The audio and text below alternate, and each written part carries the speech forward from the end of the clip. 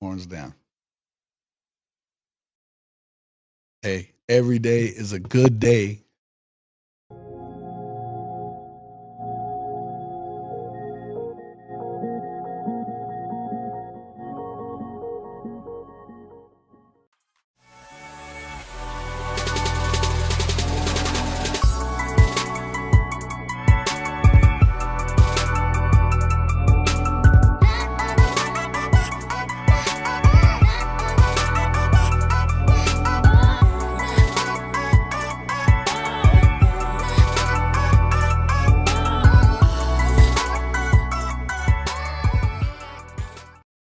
Good evening and welcome to the late shift, college football late shift with Jason Watkins.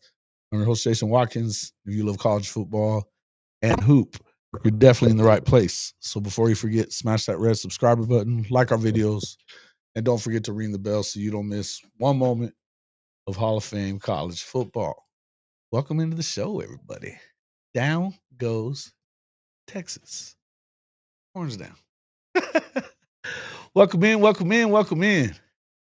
Good to see everybody in here. Stephen G, Jimmy Satterfield, Comanche Sooner, Crucifix Autumn. I'm not sure who that is, but is that a new name or something? What's up, fellas? How we doing? Down goes. Hey, you know this? My favorite hat, man. I've had this for a couple of years now. Yes, sir. Yes, sir. Yes, sir. Did they get in? Did they get into the tournament tonight, man? That's a good question, man. It feels like they did. You had to get one of those big wins on the road like that. I think going on the road, getting a win like this, it probably gets you in. Probably would behoove them to go ahead and win, wouldn't it? Probably be good to go ahead and win again. So don't lose that first round game to the Dogs. Probably be good. Steve B, what's up, dog? Professor. He talking about Gator basketball looking natty level. They'll gag it away. Sure. Fuck you, Florida, bro. We don't give a shit. It's horns down time right now. About to head to bed? Yeah, you probably should. Probably should, youngster. Congrats on y'all tonight. Y'all, Florida has been looking good. They have been looking good. I'm just a permanent lurker who generally doesn't flap my yap. Okay. All right. Well, welcome. Welcome.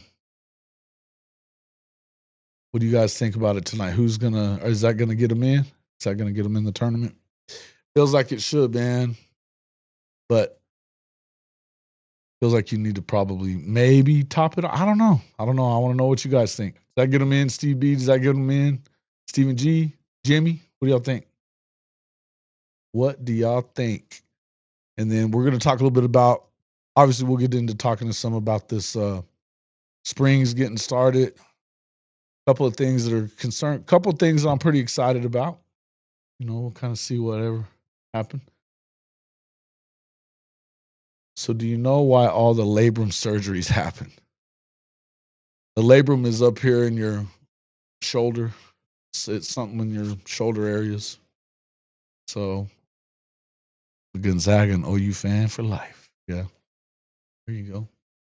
OU revenge tour. Yeah, I'm not. I got to tell you, it made me kind of take a double take on it myself. Made me think about it a little bit. I was kind of wondering why that is that they all have that same injury. There's a couple other things that are going on that I've heard too, and I'm hoping that most of that stuff is just what Venable said it was, as far as cleanup stuff on some of these guys. But I think there's a couple injuries that have happened in the spring already, just in the practices or in drills or whatever they were doing, that doesn't sound good. And I think there's a couple of injuries that are still. I'm still concerned about this medical staff. I'll just put it that way. I don't know that there's anything crazy, but there's something that concerns me a little bit. It just is. We'll kind of wait and see on how this all goes, but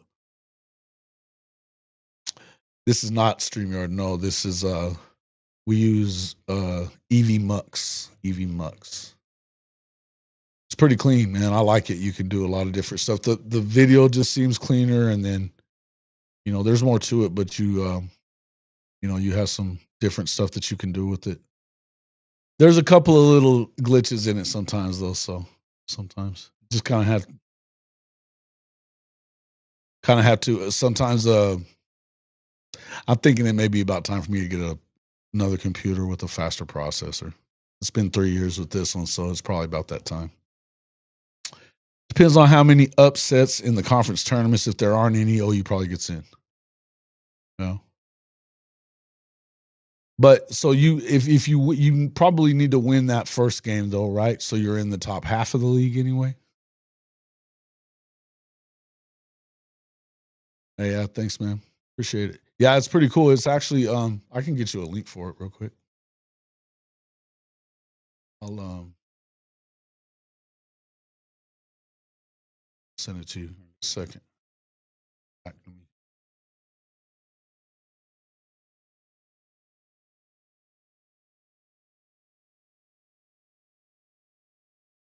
Let's see. I don't even know how to do that. See that I'm just some of the stuff that I need to learn, but I know you can refer it. I don't know, but I'll take a look here in a little bit and stick it on there. There should be a way to do it though.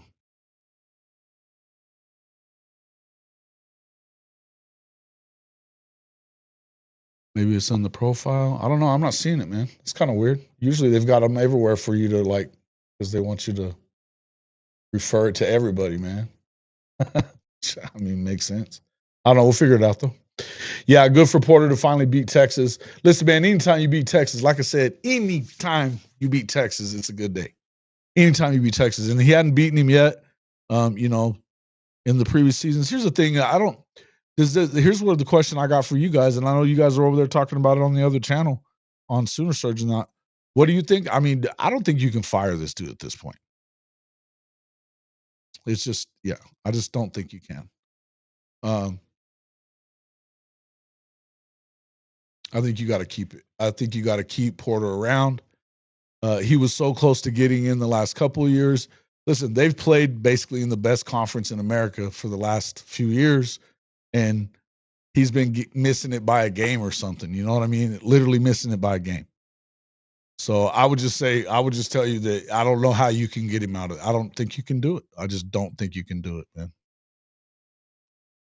You just can't. So in my opinion, you can't anyway. Tell me if you think I'm off there. Do you think that they should let him go? I mean, the deal is it should get them in, especially if they beat Georgia. Yeah, I think if they beat Georgia, they got it. But for sure then, but it almost feels like this should get them in. Stephen G says he thinks they're in. Yeah.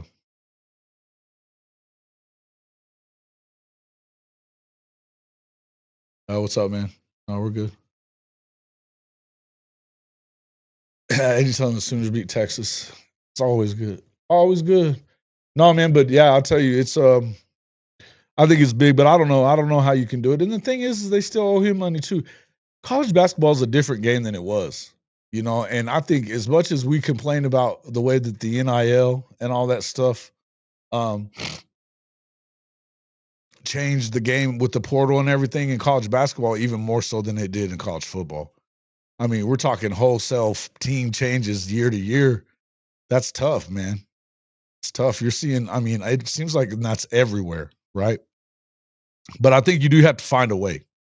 I think you do have to find a way to start winning a little bit. I think that maybe I mean, I got to be honest with you. You got to get that one guy, but I think there's other circumstances that hurt Oklahoma's chances with playing in the Noble Center, and they're not, they're still giving them a hard time. Have they still not approved the new arena? Doesn't feel like they may not. I mean, I don't know what's going on with all that shit, but I know that the city of Norman's been a pain in the ass about it, and that's not good.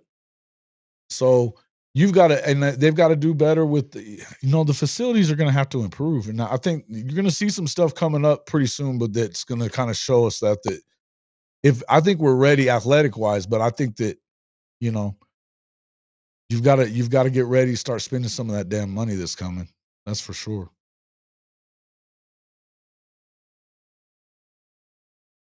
Yeah, I mean, look, I mean, yeah, I want him.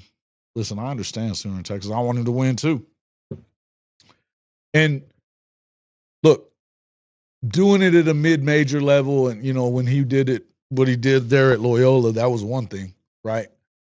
But unexpected, and obviously he's a good coach. I think he's a good coach. I just think that I think it's tough. I think it's tough to get any kind of continuity. I think it's hard to put together a team that's going to win, right away in 1 year. But I do think that if you can get that one guy, you got to get that one dude. Basketball is a different thing than football is. Football, you're going to have to put recruiting classes together, and you may have to still add with the portal, like I think that they have over this year. I think you have to do both, but you have to do it for multiple years. I think in this situation, basketball being 5 guys on the floor, 10 guys on the floor at one time, you can get 1 or 2 guys and make a big run. I think, you're just not going to have a ton of play. And this is why you're starting to see more and more, I think, of these teams that you don't get a lot of guys that leave, so, they may be coming out of these mid-majors, but you got a lot of seniors, stuff like that. Basketball, that helps sometimes too, but sometimes, man, those one and done talent guys, you got to get one of the real ones, you know what I mean? And they can take you far, but that is what it is. But I got to tell you, I'm surprised. I think a month ago, I don't know that anybody believed that Oklahoma was going to be in the tournament. So the fact that they're here again at this point, after the way things had been going, they've kind of flipped it around, and it looks like maybe here they are. The popcorn at LNC is unbeatable. I mean, it's just an old joint, man. It's just an old joint. Helio, I told you I'd be here tonight, bruh. Told you I'd be here.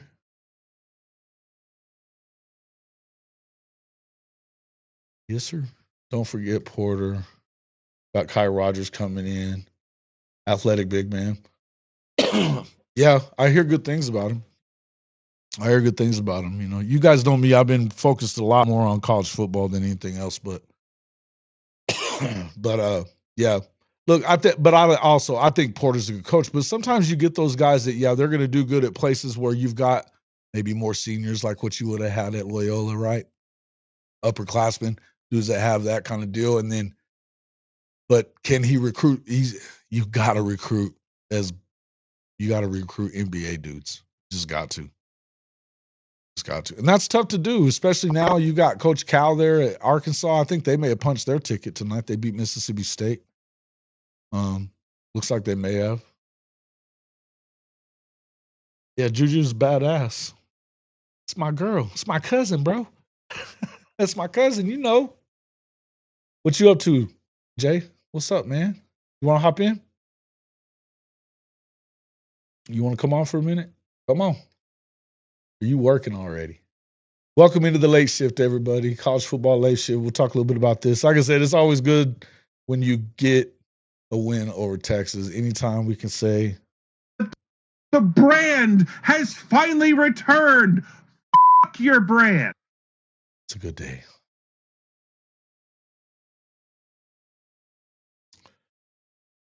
Yeah. South Carolina's good, man. They're damn good. It looks like the Hogs are probably in, yeah. It's funny because I was watching the Woo Pig podcast. Shout out to the Woo Pig podcast. I like their show, man. They're a trip. They are a trip. If y'all never watched them, they're fun to watch. It's a good show. But gotta go check it out. But I tell you, they were hoping. There was one of the guys that was on there. He's like, I think we need Oklahoma to lose to Texas tonight. And that was because they won a little while before. All right, let's set it up. We got to talk some shit. we got to get some talking going, bro. You guys going to hold on to that recruiting class? Or is it going to fall apart like last year? Just messing with you, Jay. Nah, man, let's get together. Let's get together and talk. Good to see you, man. Thanks for coming in. Guys, make sure everybody gets in there, hits that like button. It's always important for us, man. We've got 20 people in here right now, and just in the YouTube side, we only got 7 likes. So hit the like button. Come on now. Free. It's a free way to help us out. Come on. No, but yeah, it was number 1 class in the country for a little while last year, wasn't it? And then it wasn't. It wasn't after that.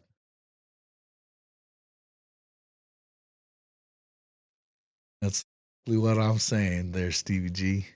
Correctamundo, sir. Correctamundo. Nah, hey, if you ain't over there watching USC, man,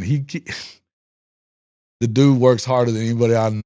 The dude works harder than anybody I know. Shout out to USCJ. Yeah, it's different. Yeah. Okay. Okay. I believe you. Kinda. Maybe.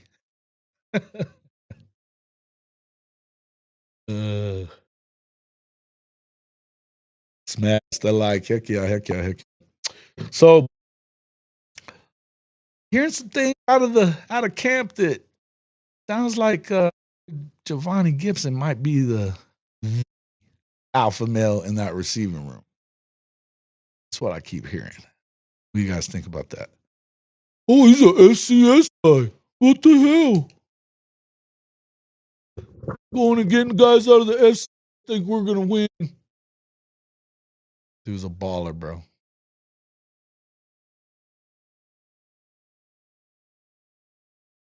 Yeah.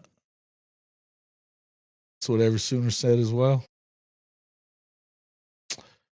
Every Sooner said as well. I'm hearing it. I'm hearing it.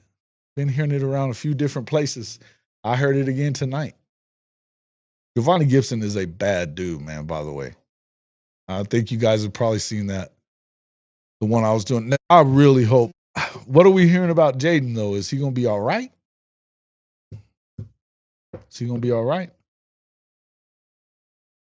Yeah. And ET. Yeah, well, hey, but I've been hearing too about Manny Choice, bro. Manny Choice may be that guy too. But I've been hearing that ET's been going off too. But so Deion Burks may not be the number one option. Yeah, I mean, listen, I tell you, your revenge tour, I was saying something about this 6'3" and over 215, runs really good routes and runs a 4.4. That kind of translates to every league. It's a big boy to be running fast. And he definitely goes up for those freaking 50-50 balls. But to be honest with you, there wasn't a ton of them except for the ones that his awful quarterback was putting him into. It is right. It is smooth, isn't it? It's real smooth. I'm not jinxing him for shit. We've been believing in him since a while ago. Hey, listen, I didn't even know about him. I didn't know about him until Dent brought him up he saw him at the game between Alcorn State and UAPB. He was like, this dude is a freaking SEC guy. I don't know what he was doing at UAPB. And we're talking about it on that morning show. And what happens is, then Ricks calls in. He's like, he put it in the message. Hey man, that's my nephew y'all are talking about. Next thing you know, man, Oklahoma was talking to him. So shout out to Marcus for identifying him like that.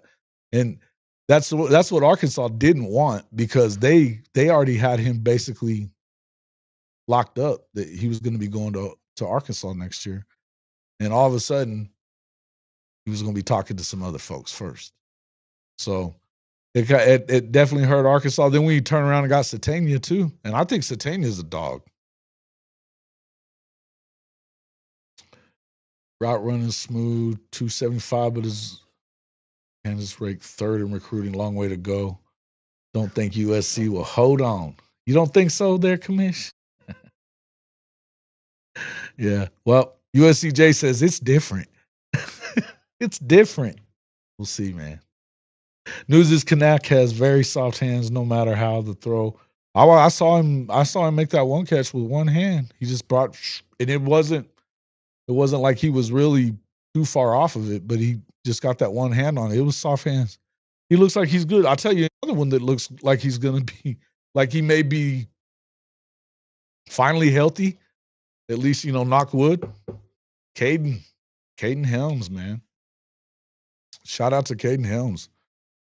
If anybody deserves to have a healthy year, it's that cat. Good grief. But man, look, I feel like some people are gonna have to step it up on the being loud about that. Y'all want to be loud about something? Be loud at the administration about stuff like that because it's concerning. This is not something that's good for when you're having issues like what they're having. So I want to see some of these guys get healthy. It works. It definitely does. There's a concern because of what you heard out of Nick Anderson last year. I know a lot of people were down on Nick Anderson. I know Nick Anderson family are soon. I have a hard time believing that he just didn't want to play, but I understand why people do. But he did tear the muscle in his thigh, man. Come on. So it is what it is. Mateer, yeah, apparently he looks good too. What I'm not going to do, and I wanted to bring this up too, let's not do the Baker Mayfield thing, okay? Baker was a two-time walk-on, was a Heisman finalist 3 times, and won the thing and went number 1. That's a lot to live up to before you've ever played a game. Do I understand what people are saying, that you see similarity? I mean, it's easy to say that. It's easy to say similarities, but I'm not going to do all that, man. Not going to do all that. Not me. I think that's a lot to ask for. But I do think this. I tell you what, I think that they're in a better position to be able to win football games, even with that schedule, with an offense that has a number 1 receiver. It looks like, I mean, my question is trust in this tight end room. I don't know. Something that, to me, something that Mason brought it up yesterday when he was on the show with us. And or day before yesterday when he was on the show with us. And Kevin Wilson, been the tight ends coach, man. He's coached them up. He knows. That could be helpful for getting these guys brought along. I don't know about these portal guys. The guy from Stanford looks like he might be okay. I can see that. Isn't he from Stanford? I think he is.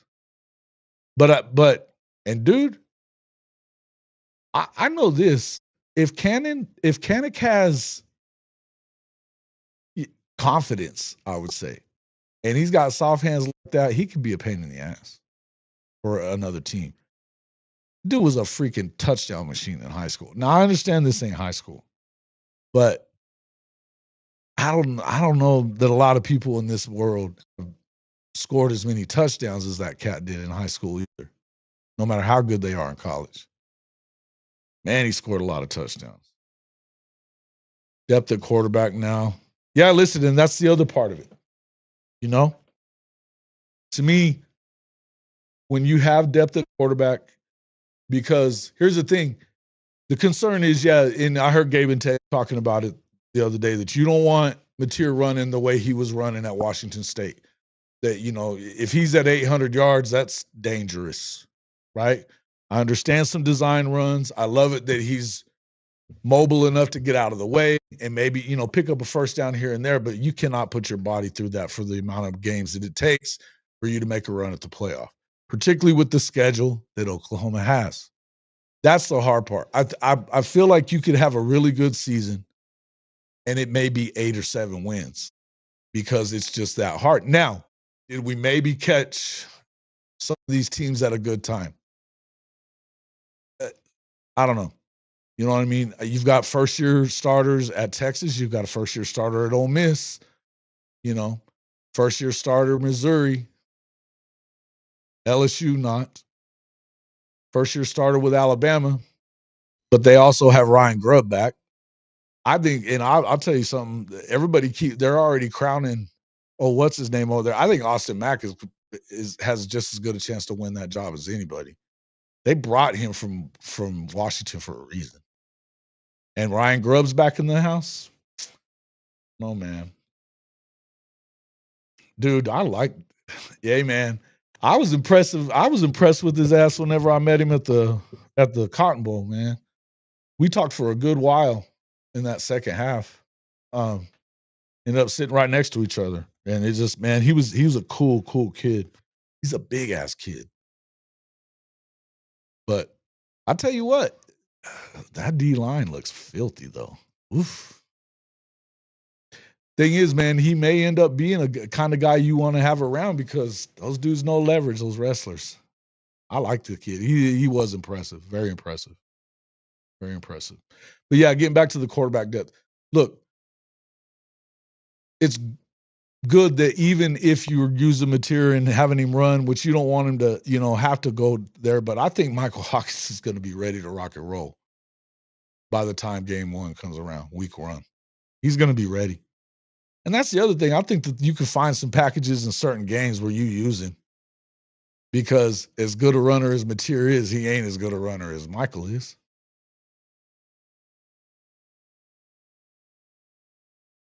That was a wrestling promo. Oh man, I think he's going to be good, man. I think he's going to be good. And he was a 3-star in high school for football. He was already a 3-star. So you never know, man. If he puts on the right amount of weight and as big as his dad was, he can put the weight on. I'm sure he can. Do y'all think that Devon Mitchell's really 275? He doesn't look 275 to me. He's a big dude, though. He's a big dude. That's a lean 275 if it is. It's a lean 275 if it is. I don't know. So what do y'all want to talk about? So that, I mean, obviously you got that. I think, but I still believe that Michael Hawkins is the truth. I think that he could be a starter now. I'm totally good and fine with Mateer being the starter because I understand this is his, and having experience being in the offense for 2 years. That's awesome, right? Yeah, he's getting developed. He's got a fucking quarterback coach. In fact, 2 of them basically. His assistant is a quarterback coach also, and I don't know, man, if you've been watching any of this B-roll and some of the stuff that they've been doing from it, but I saw a couple of different times where Arbuckle's out there kind of harping on these quarterbacks, get the ball up, and he's. I think you're going to see he's very particular about the way he wants things done. It's precision. Precision is a lot of it, and it's a lot of. You start thinking about the way that BV is on, their alignment. If he tells you to be right here, it's right here. It's not 6 inches this way or 6 inches this way. It's right here. So to be precise and stuff, and I think, look, man, again, I would tell you that I don't think you have to have a top 10 offense in the country. I think that you need to have a top 20, top 30 if this defense is anywhere close to what we think it is. And I think it is. You know, talking then they were talking about yesterday morning too, when he brought up, oh, hey man, when they brought up old boy from Okie Light, you could tell everybody's like, dude, 6'5", 235, playing safety linebacker. Mitchell is a big dude. I think I think that's absolutely correct. That's absolutely correct. I think Hawk's family would like it if he was able to redshirt. I think you're right. But here's the thing. You never know what's going to happen out there. And I do think that the guy that they brought in, the guy that's a senior or whatever, bro, I like that guy too. And I've watched his film. I like him. I think that you probably, depending on what your record is at that time, if you were to get Mateer hurt at somewhere, if you're still in the mix, I don't think that you go away from Hawkins though. I just don't think that you do, and I don't think that you want to if you're Hawkins at that point. Who's saying big bones? Who's big bones?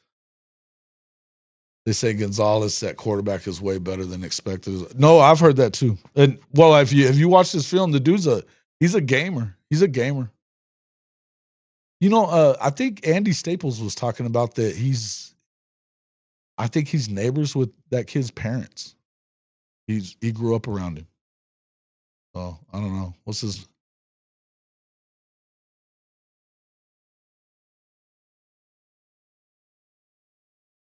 Well, I think the offensive line's still a little nicked up, but I think that you've got a lot of young guys that are probably going to be ready. You know what I mean? The good news is they're still a long time away from the end of the before they start playing games. But that's something I know a lot of people were talking about not playing the spring game. It sucks, and I think it does suck. Just so, for the record. But if they're look, I don't know a lot of people are talking as much about it as I think is more important. Hey, we brought this up at the end of last year on this show that about is he working them too hard? Is BV working these guys too hard? And you don't think I paid attention to when he said that in his press conference the other day?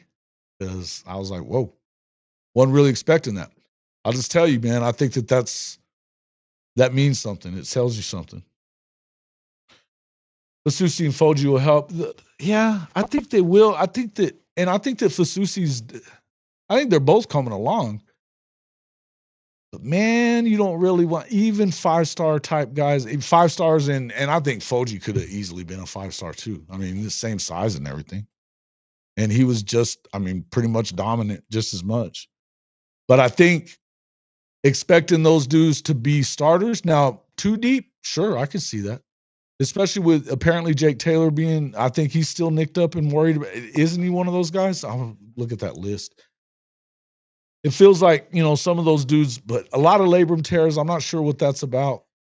But look, I want to see these guys really. I want to see these guys give more time. What's up there, Smookster?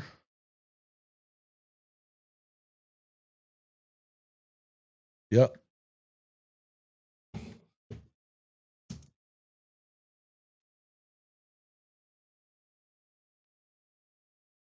Smook was sending me a. Yeah. Yeah. Yeah. Yeah, it will be. I think, and I think that the kids that were freshmen last year, had it not been, well, I think about Isaiah Autry-Dent, he had that broken foot, and had it not been for that, and then the whole Seth Luttrell thing, I think it kind of threw off. He was wanting certain guys to play, but you got home? You want to jump on? Come on, Smookster. Talk about that. Was a big ass win tonight for Bama. Woo, it was a big win. Yeah, Stutzman joked about BV being too picky, lined up one step in the wrong direction. No. Listen. And well, there was a lot of, listen, I got nothing but love for Danny Stutzman. But that first year under BV was a crash course in learning how to be a real football player, a real leader too. And I think that shout out to him for being able to turn it and do that, because if you remember, BV was pretty straightforward with him, and he even talked about it in one of his press conferences. He asked him if he wanted to be a class clown or the leader of that defense. So the expectation was get it done. He definitely stepped up and did what he was supposed to do. But you're right. He, having been in the speed D, precision wasn't, as we know, wasn't as big a deal. That's funny. Ozada and Howland. Yeah. No, I think there's a few more that are a little banged up. We'll see more on Monday. What's up there, Bishop Frank? Auburn doomed forever. What's up, dude? Good to see you, man. Good to see you. Smoke, you want me to send you one, or you want to? You got that other link, don't you?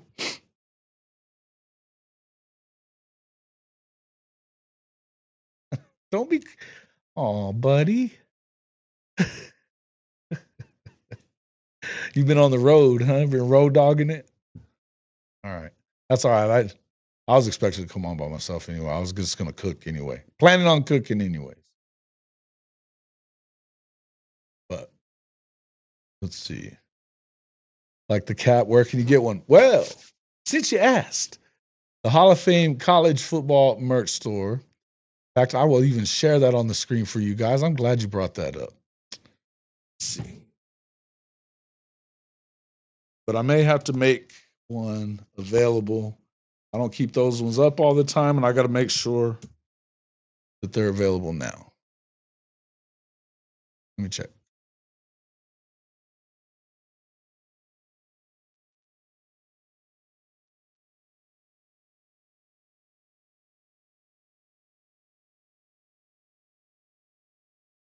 Let me check. Let's see.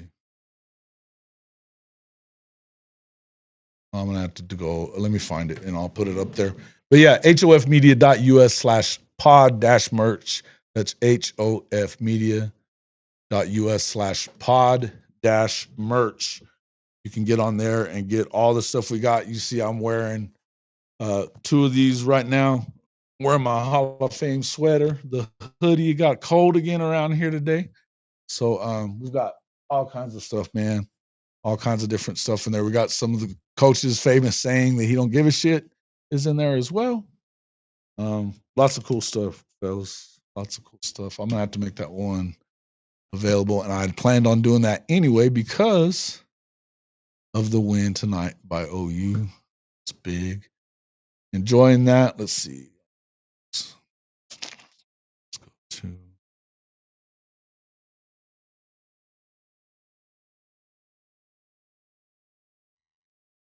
Well, I've got this one that's available. There's one that says horns down as well. We've got the other ones. I think the ones that you guys are probably like. Let me pop it on there for you and just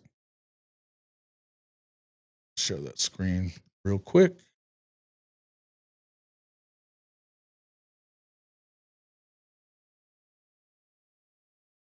So again, hofmedia.us/pod-merch. It'll take you right to there as well. Get the hookup on it. But I tell you what, if we were to get to, let's see where our likes are.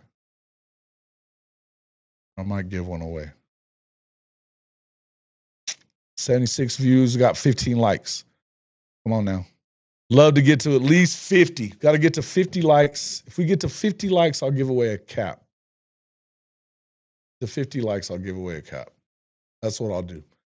I won't make it available tonight, but I'll give it away if we get to 50 likes. So hop in there, get us to 50 likes, and share us. Share us with your friends. Okay. Got one I'm going to make.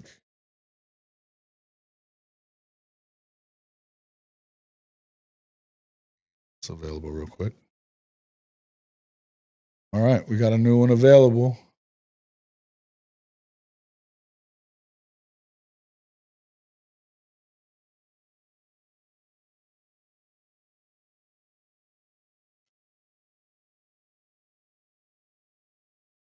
Let's see. That should make it on to one, I think. Yep. Boom. All right. So as you can see, that one should be up now.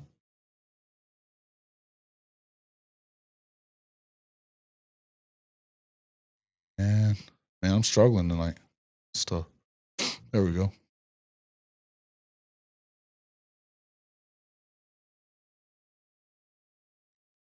The pod merch store, hofmedia.us/pod-merch. Date it. Right there's one of them in black with the stitching. These are also obviously stitch. We've got the one with the Hall of Fame football now on there as well.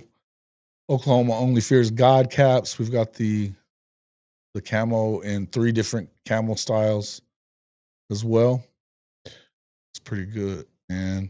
And these sweaters, these hoodies are awesome. They've got the ones that they're made out of a lot of polyester and stuff too, like the premiums. The woke up feeling dangerous Baker one. I gotta love that. Oklahoma only fears God. With or without a halo. Full zip jackets, the hoodies with the logo on it. There's me and the coach. Some good stuff. And actually, we've got a few that are flex fit now. There's a couple that are more the flex fit type. They're just getting new with some of that stuff, though. So I'm hoping they're going to add more of those flex fits. I've got the other one that I'm trying to see if I can get hooked up with. Trying to remember the name of that company, man. If you guys know anybody who does it through them, like the cat, where you go? Let's see. Oh yeah, hey, for Auburn and Coach Smook, man, we also have this other one in here. Let me show you one real quick. There we go. Alabama State champs shirts. It always meant more at Oklahoma, and then there's the regular horns down as well.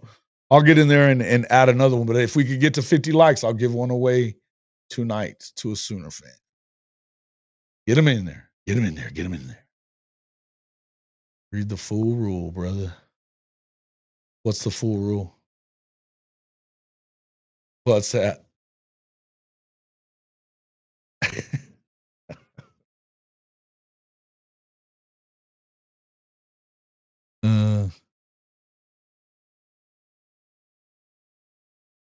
We don't have them.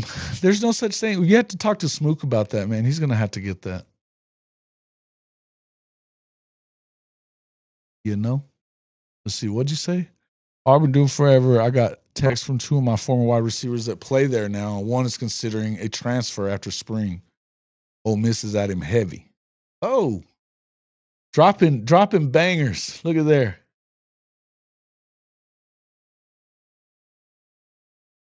Norm's right here next to me. Come here. You better be giving me likes. Come on. Up here. There he is. Damn dog. Oh yeah. Hey, and I'll tell you that rule don't mean shit anymore anyway, does it? I don't even know that the portal matters at this point, boys and girls. I got to tell you.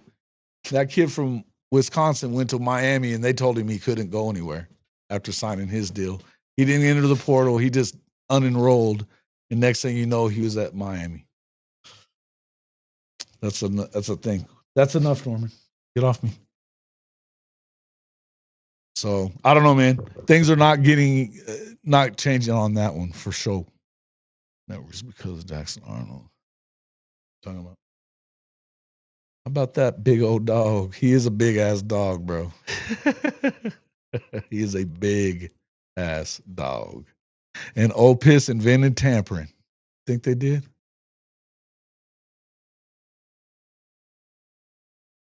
Hey, Bishop Frank. Hit us with the super chat on Cash App.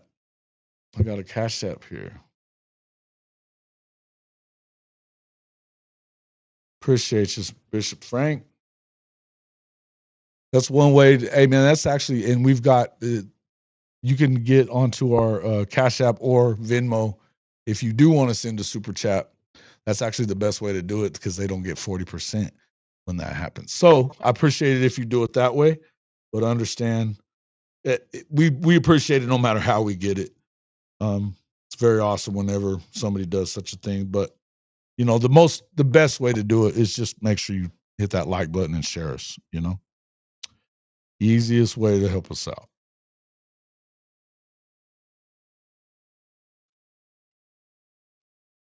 It's SEC rules, so it will still be enforced. Yeah, I think it would be. I think you're right. But I maybe he don't mind sitting out a year or you know, who's to say?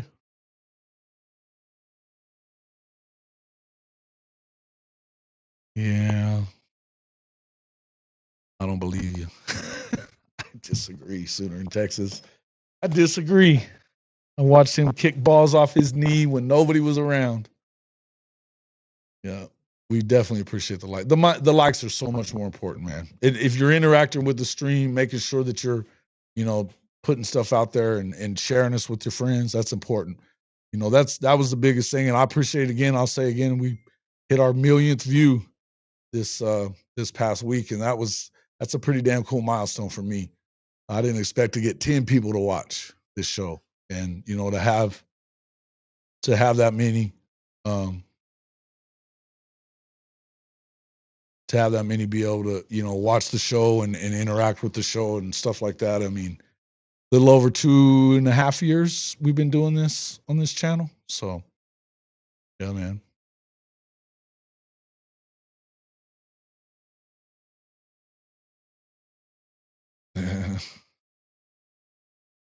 Well, okay. Well, okay, Stephen G. Talk that smack. Talk that smack. You guys already know what I think. I'm not. You're not gonna get me up here saying bad stuff about Alabama. I don't think that they're that bad. They still have the most talented roster in the country for sure. And I was gonna say, hey, and Smook, I wish you would come in because I'd ask you about this. I think Austin.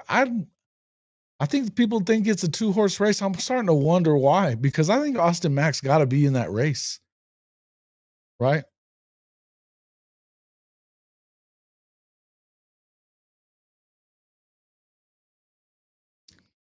Some good shit.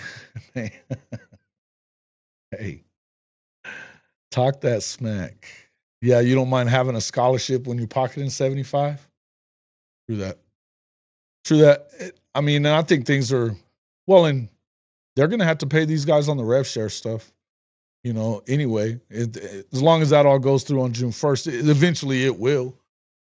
So even if you're not getting NIL, I think that'll change for some people. I don't think it's going to change anything for the big teams, the SEC, the Big Ten. I think the rich get richer once the rev share gets here. That just means that's your price of admission. That's just to get in. Okay, that'll work. Come on, it's just your price of admission to get in, and so you still got to buy it. It's like getting into the club.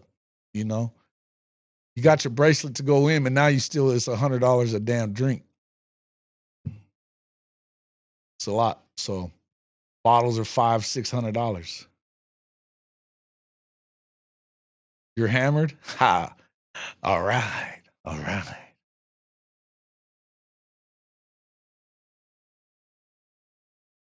Oh man, is USCJ left, man? I should have said this too.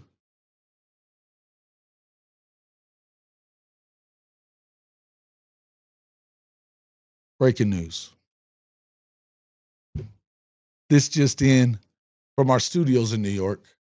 USC sucks. Fuck USC too. And let me go back. This just in from Austin. Texas sucks. Boomer Sooner. Always good times. State of Alabama's taking a nosedive in college football. You really believe that, fellas? You really believe that? Come on, man. Look, I know it's easy. It's easy to root against them when they've won as much as they have, but I'll believe it when I see it. Kalen DeBoer's a good football coach, man, and they still got a lot of talent there. A lot of talent.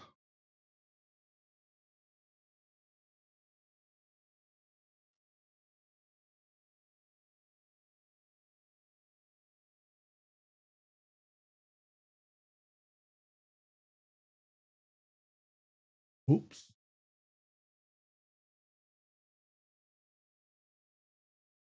USC and Tebow sucks. Indeed.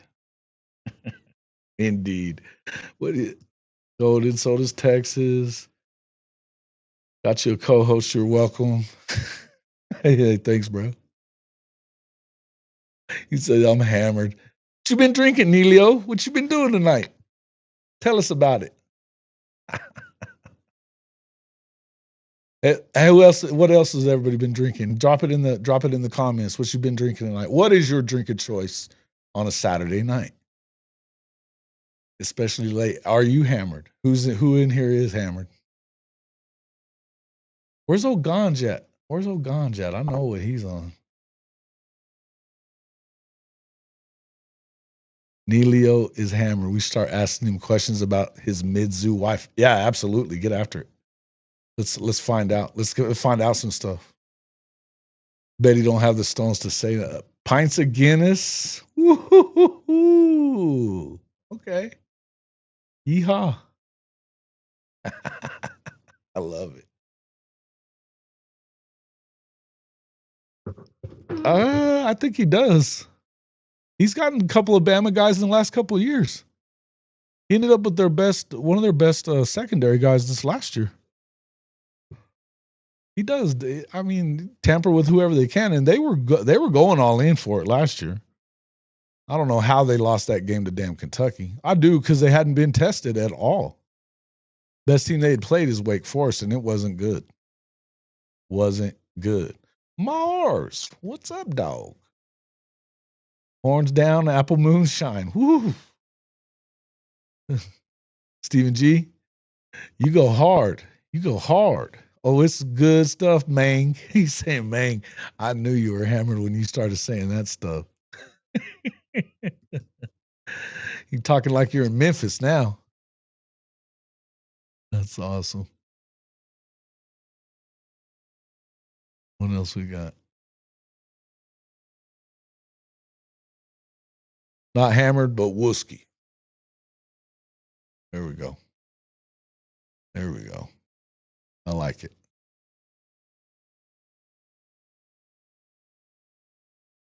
My dude, what you been up to, man? What are you hearing about? What are you hearing about the visit so far for Bo Bentley? Oh, Bo Bentley. You feel like that's his thing, that's going to go down, or what? You're here looking for a link. I sent it to your damn. Oh, you're talking about the one for yours? Hold on. I just sent it to your text messages. The guest link one.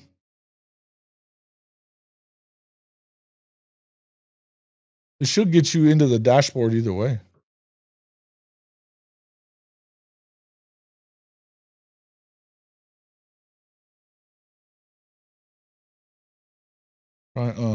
Here, try this, Smook. This should get you to the dashboard for sure. I sent it to your text. Ole Miss afraid to play Texas Tech? Yeah, I don't think so. But okay. Hey, Big Lubby, you've been talking big shit lately. You know that? You've been talking big shit lately. You know what happens whenever they start doing whatever, spending money or whatever that they do.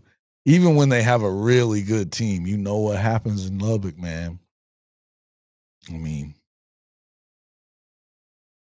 I'm just saying.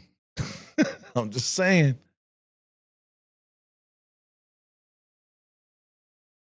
Let's see.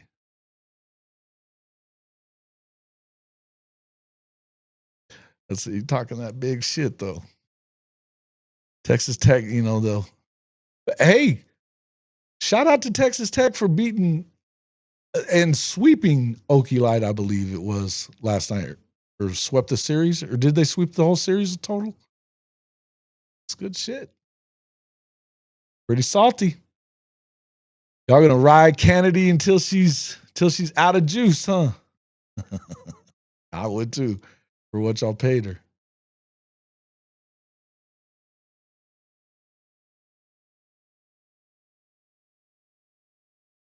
O'Neal will be a Sooner, and Bo Bentley will go to Ohio State. Well,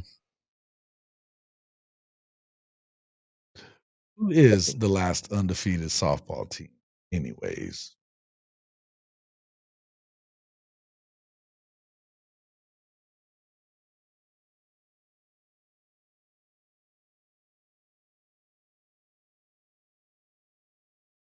I hope we hear that a lot more this year than we did last year. So damn right, because this is the year. Ah, how was that? Yeah, that's what you were doing this weekend, huh? Roger Dean Stadium. That's in Florida, yes. 1-2 on Friday. Okay. Oof. They're on big panic mode. They're on big ass panic mode in Lubbock or in Stillwater right now, bro. They're in big panic mode. Welcome into the show. The star of the Coach Smook Network. My boy Coach Smook. What's up, big dog? I am not the star. I don't hear you. I am. Can you not hear me? No, I don't hear you. Mic check. Uno, dos. You can't hear me? You ain't got your. Hold on. I can. I have you turned on here. I can hear you. Audio. What's going on here, bro? Mic check. Uno, dos. Chat. Can y'all hear me? I can hear. You can hear me. I can't hear you though. You're not. You're muted. That's why. I wasn't. Mute yourself. I wasn't. Hold up. No, you were muted, but it's not. It's. Can you hear me now? Try to go out and come back in, Smook. All right.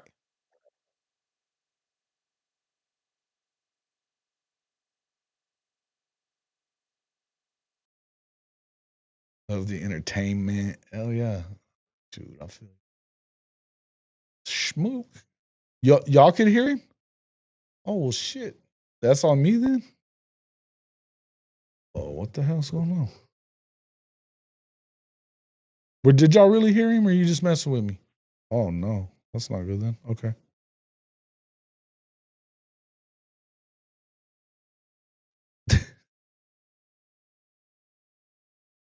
Shit.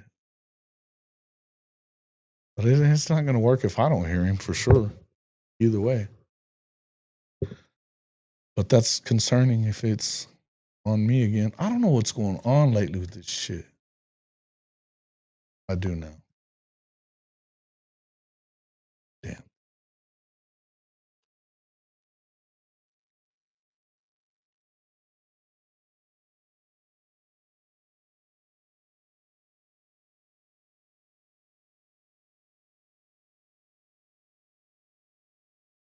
Should be good.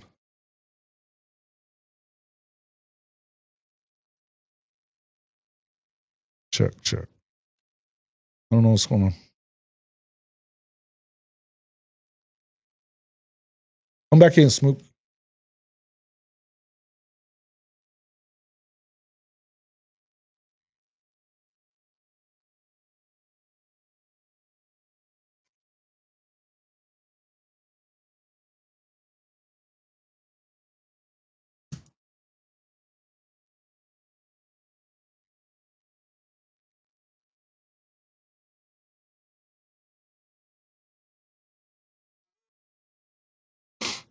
What's going on? Are you out of here? Why are you leaving? You leaving already? Loud and clear. Okay. All right. Well, I'll figure it out. If he gets back in here, and there he is. No, I'm not hearing you, but they were hearing you. So what I'm gonna do, Smook, is I'm gonna go a second and come right back in myself. Okay. It did this the other day too, so it's definitely on my end. All right. What up, chat? How y'all feeling tonight? Talk to them about y'all's game tonight. That was a big ass win. Man, let me tell you. So the sad thing is, y'all, I had to watch it from Gamecast on the road.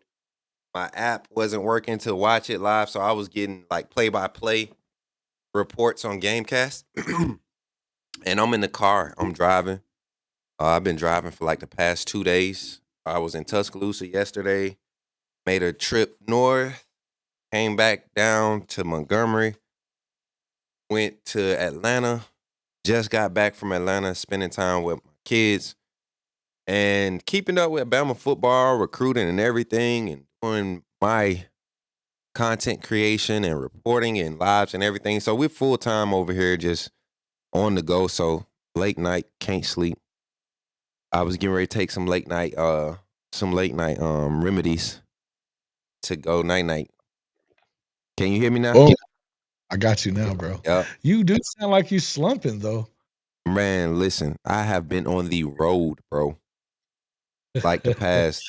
Road tripping for? What you been doing? So okay. Let me see. We got them, but Oklahoma. It ain't really no Bama in here, right? So I went to do team reporting for post practice pressers yesterday. Yeah. and showed up, but I was supposed to be there for something else. Showed up, ended up running into the right people at the right time. Some big things happened Friday. Let's put it like that. Car broke down on the way back from Tuscaloosa Friday. So I'm like, okay, here go the devil. It's got to even itself out, right? Bro, not even that. It's like, I'm very spiritual, you know me. So I'm like, okay, this is God testing me. Like, how am I going to respond? And I responded in a different way than I expected. And it turned out good, man. It turned out good, everything. And then today, going to Atlanta to see my kids and have a good time. Did you route my audio through?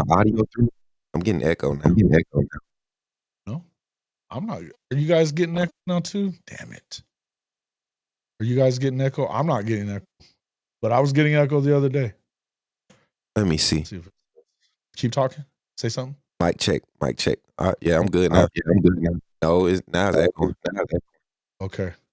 Here's what it is. Mic check. Let me do this. Now try it again. Say it again. Mic check. Are you hearing this? Mm-hmm. Damn, it's through this damn thing. You know what? I think it's because I need to set this up different. Continue on with your story. I'll mute and I'll pop out real quick. All right. So, are you using Go XLR? Go XLR?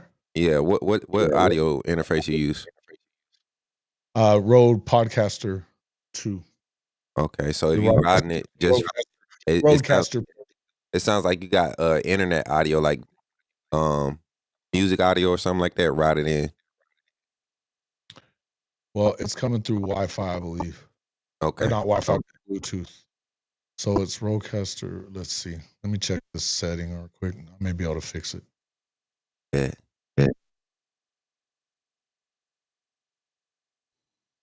How about chat? What about now? Well, I still hear my echo. Let me check. Let me check mine real quick. I'm gonna change this. It's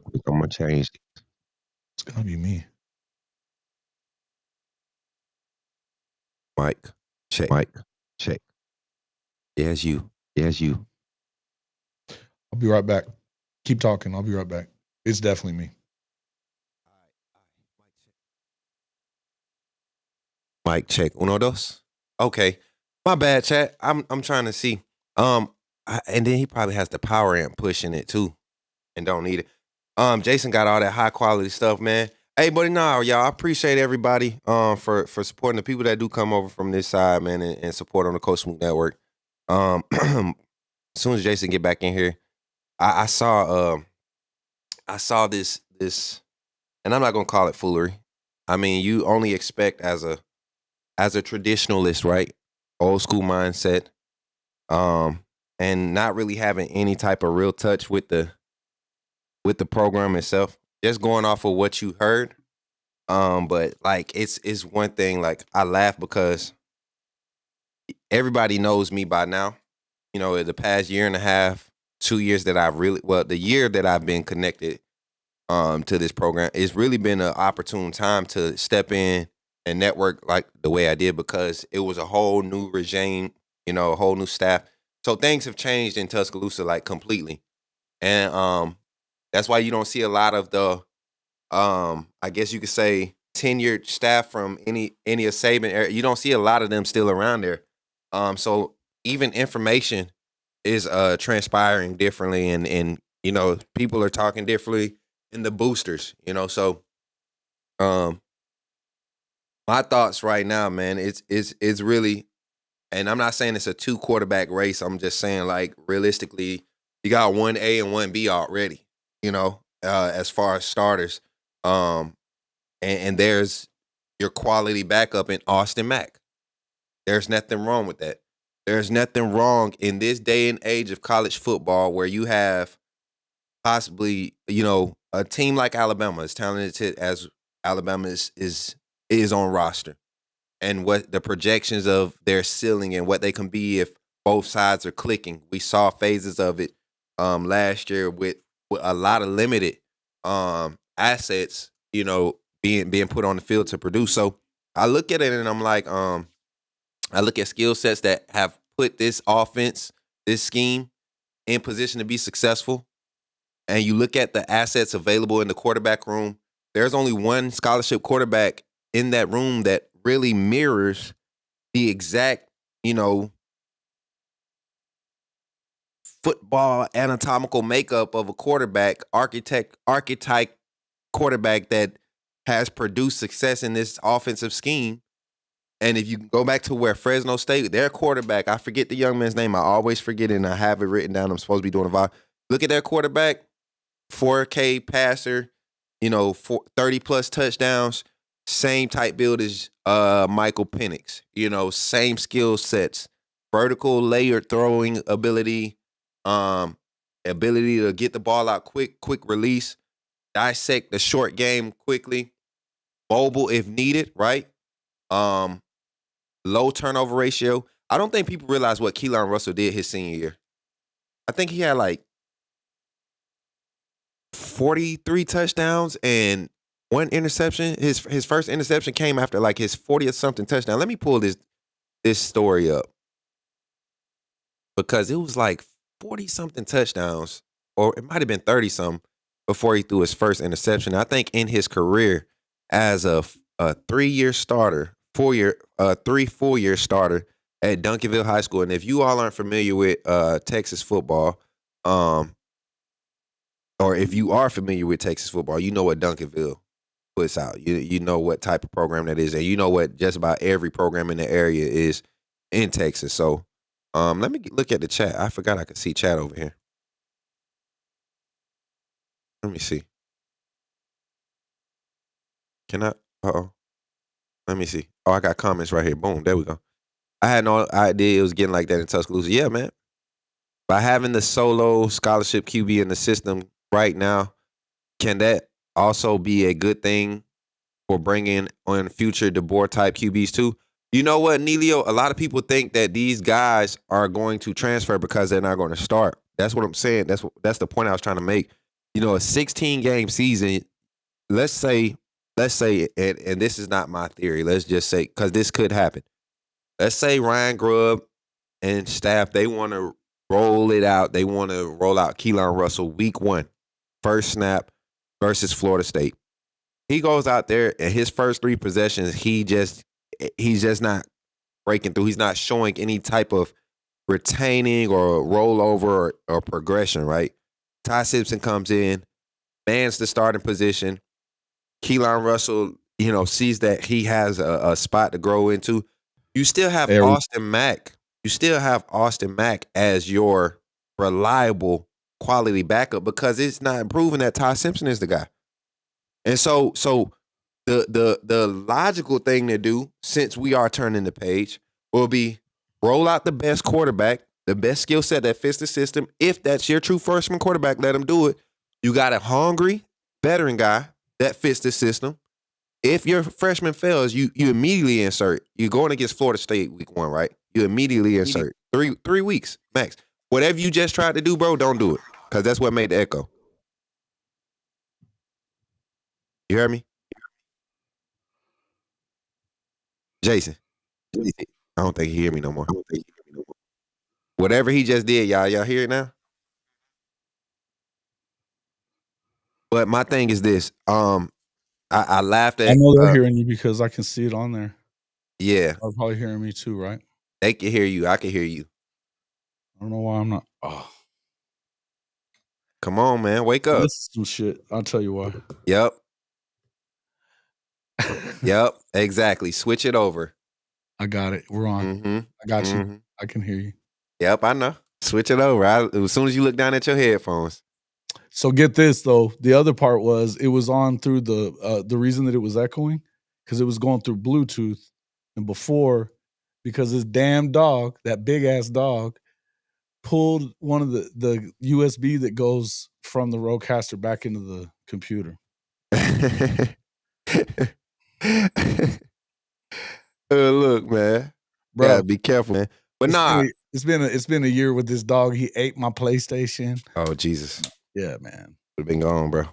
Can't do that. Not the PS5, dog. You gotta ASPCA. But nah, man. I seen your little dialogue with your boy over there, about the quarterback situation over here, and I came to go ahead and be public about it. I was, giving everybody the rundown of my philosophy behind my reasoning for thinking. And I'm not saying it's a 2 quarterback race. No quarterback. I didn't say that you did. I didn't know that you had. No, nobody. I don't think anybody's saying that. But there is quality reason to believe there's too many consistencies around, analytical facts, right? And then there's just too many consistencies with people that surround the program that are there every day saying the same thing, and even in short viewing moments, you can see the assertiveness of them wanting to see Keelan get looks, just how does he look in this situation? They're doing that to him every day. It's not been a day where he hasn't had a chance. Like, people tried to read into the fact that he didn't have a green dot on his helmet day one, right? Well, he didn't have a green dot because he was still fitting for helmet day one, like for his actual season helmet. You know what I'm saying? No freshman had any specs done to their helmets. They were really getting fitted for their helmets for the season, because this is their first time being able to go to full speed in helmets. So right. You get that, and then you come back today, you look at Friday and Wednesday and Friday's clips, and you see him getting mixed in with guys like, protecting him. We know for a fact that Wilkin Formby was, listed as the starting right tackle. Why is Keelan Russell running drills with Wilkin Formby at right tackle, and Josh Quavis the tight end right there? So it's just certain things. And then today you see Ty Simpson with the same 2 guys in the same similar drill. So it's one of those it's a real. It's a 1A. It's a 1A, 1B right now, in my opinion. I'm gonna say this. It's a 1A, 1B. Yeah, you know more than I do. And a reliable backup in Austin Mack. They've invested in Austin Mack to develop in his system. He's going to be a good quarterback. Mm-hmm. But I think his ceiling with what his capabilities, arm strength, and everything, it's not the same as these other It's guys. not the same as Russell, And then he's a few steps behind Ty Simpson. Well, Russell's floor is higher. Russell's floor is a little higher. His floor is already at the level where you're comfortable with throwing him out there today. And growing with him. You get what I'm saying? That's what they feel like, and the same. And I was telling everybody the what they call it, the archetype of how you would build a quarterback to fit. Archetype, yeah. The archetype of how the quarterback that you would build to fit this system. Big word. You look at Ryan Grubb and Kalen DeBoer, the guys that they go get to make this offense explode. Year one at Fresno State, they get a 6'1", 212 guy, can move. Mm-hmm. He goes out there, 3,500 yards passing, right? Well, hey, I'm gonna tell you, I think I've been saying this for a while. I said I think Austin Mack is still in this thing because they brought him for a reason. Yeah, and that's what I was talking about. But I'll tell you this: I've been saying for a minute, I think Keelan Russell is a day one starter probably. The thing is, a lot of people don't want to bow into that. I'm not sure about Ty Simpson. I cannot get behind Ty Simpson because there are too many consistencies. Even as he's growing and getting better, the consistent is in between the ears. You know what I'm saying? Like it's like he's a good at practice, but when it's live, he loses it. And we've seen that in the game. We saw it against USF. Sounds like Jackson Arnold. Exactly. Somebody that's going to show up in practice. And Ty is a student of the game. Very smart. Mm-hmm. You're not going to get much past him when it comes to dissecting coverages and thing, but live action is when you need him to keep it together, and that's what his failing point has been, because he doesn't have the athleticism to create like Jalen Miro. And that's the only thing that kept Miro ahead of him. It wasn't because Miro's arm was so much stronger. It wasn't because his deep ball was so much more accurate, because truth be told, Ty's ball is better. I was fixing to say Ty throws a better ball than he does. I mean here's the thing. He throws a better ball than Keelan Russell. Honestly, like the look of Ty's ball, like how it looks, the way it comes out his hand, every throw, it looks good. He never throws an ugly ball. Though. I think Keelan throws really good balls, but dynamic. He's only 18, dog. We're talking about a 22-year-old Ty and an 18-year-old Keelan Russell. 2 football games in his career at come on, man. Texas 6A football. So yeah, it's crazy. And I was trying to find the stat. What How many touchdown passes this senior year was it before he threw his first interception? Wasn't it like 44, 41 or Seems something like like I that? heard something like that. Yeah, it I, seems I like I could heard not something remember like the article. I'm trying to find it. that. And you know they were upset about losing his ass, but SMU had to know they were going to lose him. The fact that SMU was able to attract a quarterback of his caliber lets you know that SMU and Scott Lashley are doing something special in the system. But they got in cash, bro. but that system, that scheme is nasty, They bro. could go join the ACC just for what it helped them get to, and not get $1 out of the shit, and they're fine. Facts. You know what I'm saying? So, but this is my final thought on this QB thing at Bama. I wasn't saying that there is no competition there or anything like this. I'm just saying reality is this: Keelan Russell is the best quarterback in the room. He may not be the best dude should play, and the best dude should play, right? And that's what we've always said. The best player should play, no matter how many years he's been in, whatever. That's what we've come into in college football. Look at last year, Jeremiah Smith, Ryan Williams. Come on. Your boy finally full-time started. DJ Lagway, first year full-time start. Like these first year guys. And with you gotta no let them. experience You gotta let them going go crazy. through their little. You gotta let them go through their growing pains too. And that's what I was saying about Hawkins. They should have never pulled Hawkins out once they put him in. He gave y'all momentum, bro. I understood taking him out of the game against South Carolina. I didn't understand not putting him back in.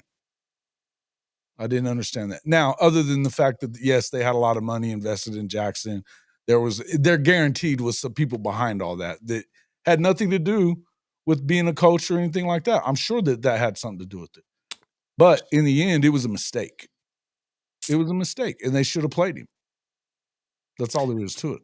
And it's funny, man, to see to see how people respond.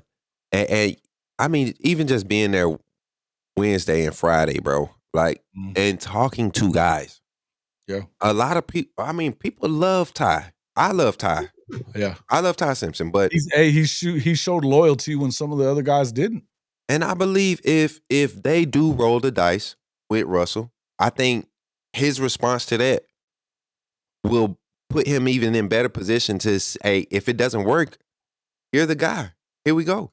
Yeah. Jake Coker-like situation with Nick Saban. Like, Jake Coker was better than Cooper Bateman that year for Bama. Cooper was garbage, but he just had been at Bama for 4 years or some crap like that. So, you know, he had to lose the job before he lost it. Exactly. And Ty, I don't think Grubb and because of the way college football is now, the expansion in the playoffs going to 16 teams, you know, I don't think you're going to gamble week 2, 3, 4, and 5. I think you're going to go week 1, limited. If you ain't showing it with this situation in this system, they'll do it, man. They did it at Fresno State. Who do you got in week 1? Is it Florida State week 1? Florida State.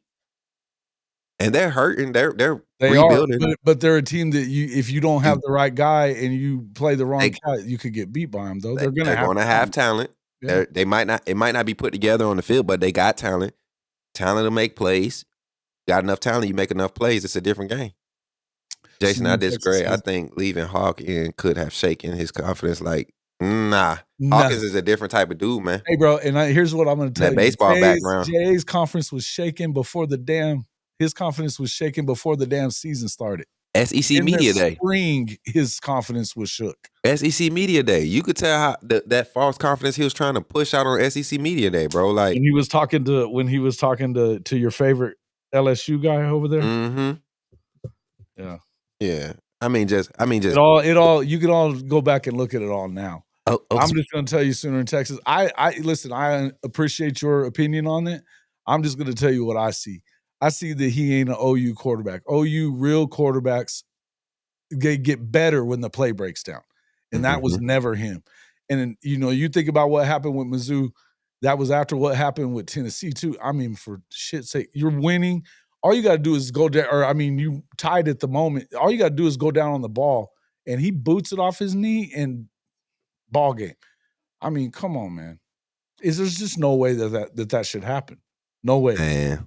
And they weren't scoring. But there was a lot of things going on. I'll give you that part. But I can tell you, I mean, you saw the dynamic play that that Michael was making in the games. He was a dynamic player. The play calling was trash. He never got to go under Kevin and Joe John. We never got to see him under those two guys. He was always with Seth until the end of the year. I'm gonna give y'all this too. I have two. Bruce Jimmy's got it right there. Look at that. I have two. They're not blood family, but I have two family members at the Cal College over there in East Opelika, right? And at the Cal College. Yeah, in East Opelika. That's what I like to call it. Yeah, East Opelika University. That's hilarious. If you're from Alabama, you know what Opelika is. It's like a small town right outside the other city that people like to call out. But the city where we went and took a W East tonight. Opelika, he says. Yeah. But two family members there, and I'm not trolling about that wide receiver situation. And there's Kiffin's going after a former Auburn guy. That's what I was trying to say in the chat. He's going after a former, like Auburn, whoever the wide receiver coach is not a lot of continuity there from what I'm hearing. Guys are attracted to the system. They come in. Jackson Arnold is going to have fun in this system, but it probably won't click for him until week 6 or 7. I'm telling you. Auburn's defensive backs are horrible. They're going to be hyped. Will have already been on the menu by then, bro. Bro. Will have already been on the menu by then. We get him week 4. Listen, bro. Everybody getting hype about all these reports that's about to be coming out of Auburn spring camp about their offense being so explosive. Their secondary is doo-doo. So anything their offense does in spring, I'm telling you, buy it if you want to, Auburn fans. You will be sadly and massively mistaken and tricked. But they sure are people. A lot of people jumping on that bandwagon right now. They're going to be explosive when they get it together. But they're going to have to go through that. Like, they definitely have receivers. Hey man, they have receivers, but dude. They had one of the best running backs in the country and didn't use his ass last year at all. Well, that's a Hugh Freeze effect, man. When Hugh Freeze think he got an arm in the backfield, you already know how that he's going to run. But he didn't. He had Peyton Thorne. Man. He talking about? He thought Peyton Thorne was a first round caliber quarterback. Oh my goodness. I think he might have lost a step then, if that's the case. If that's really the case, I think that Hugh might have lost a step. Hey, the sad news came out about him, dealing with, fighting cancer and stuff. So prayers up to him. Is it Freeze? Oh, really? Yeah. He's found out he has cancer. Hugh Freeze. Oh, Hugh Freeze. I didn't know that. Yeah. Hugh Freeze. Like, yeah, shout out to him. No trolling. Prayers up to him. No, for sure, no. But sometimes that treatment and stuff, it could mess with your brain sometimes. So, maybe he started something, I don't know. But, that's my troll right there. but nah, man. I mean, he's always struggled to feed quality wide receivers in all of his systems, man. Running backs, quality running backs in his systems. And it's just like, have you watched any of John Mateer and did you see any of his? Yeah, man. I like him. I told you this though. I said it depends on what your offensive line does. Like, that has to be there for him. The line's got depth, man. It's got depth on it now. You got to put it together. I feel the same way about Alabama. We got to get. Bill Bedenbaugh's the best offensive line coach in the country too, bro. We're gonna see. There's a reason why they tried to hire him 3 times in the last 4 years at Alabama. We're gonna see. Right? We're gonna see, bro. Because he's not going to do anything extra with his legs, but you give him those 2.8 to 3-4 seconds. Yards, bro. He had 800 rushing yards last year. Now, I'm not saying that's what he's going to do. I'm saying he's the kind of guy that can get out of trouble, though, and do some other things. What I liked about him is getting the ball out as quick as That's what I was just going to say. That's going to be his go-to, his strong suit in the SEC, brother. Stop. He's not running. I agree with that. We were talking about that earlier. He's not running for 800 in the SEC. What I was talking about was I was really glad that they were smart enough to keep. And I think that the plan is to get Hawkins his red shirt back, and he'll be the guy whenever Mateer's done. And I'm good with that. If that's where they're at, because this is his 3rd year in the offense with Arbuckle. So, he's going to be ready to go. He's more ready to go at the moment.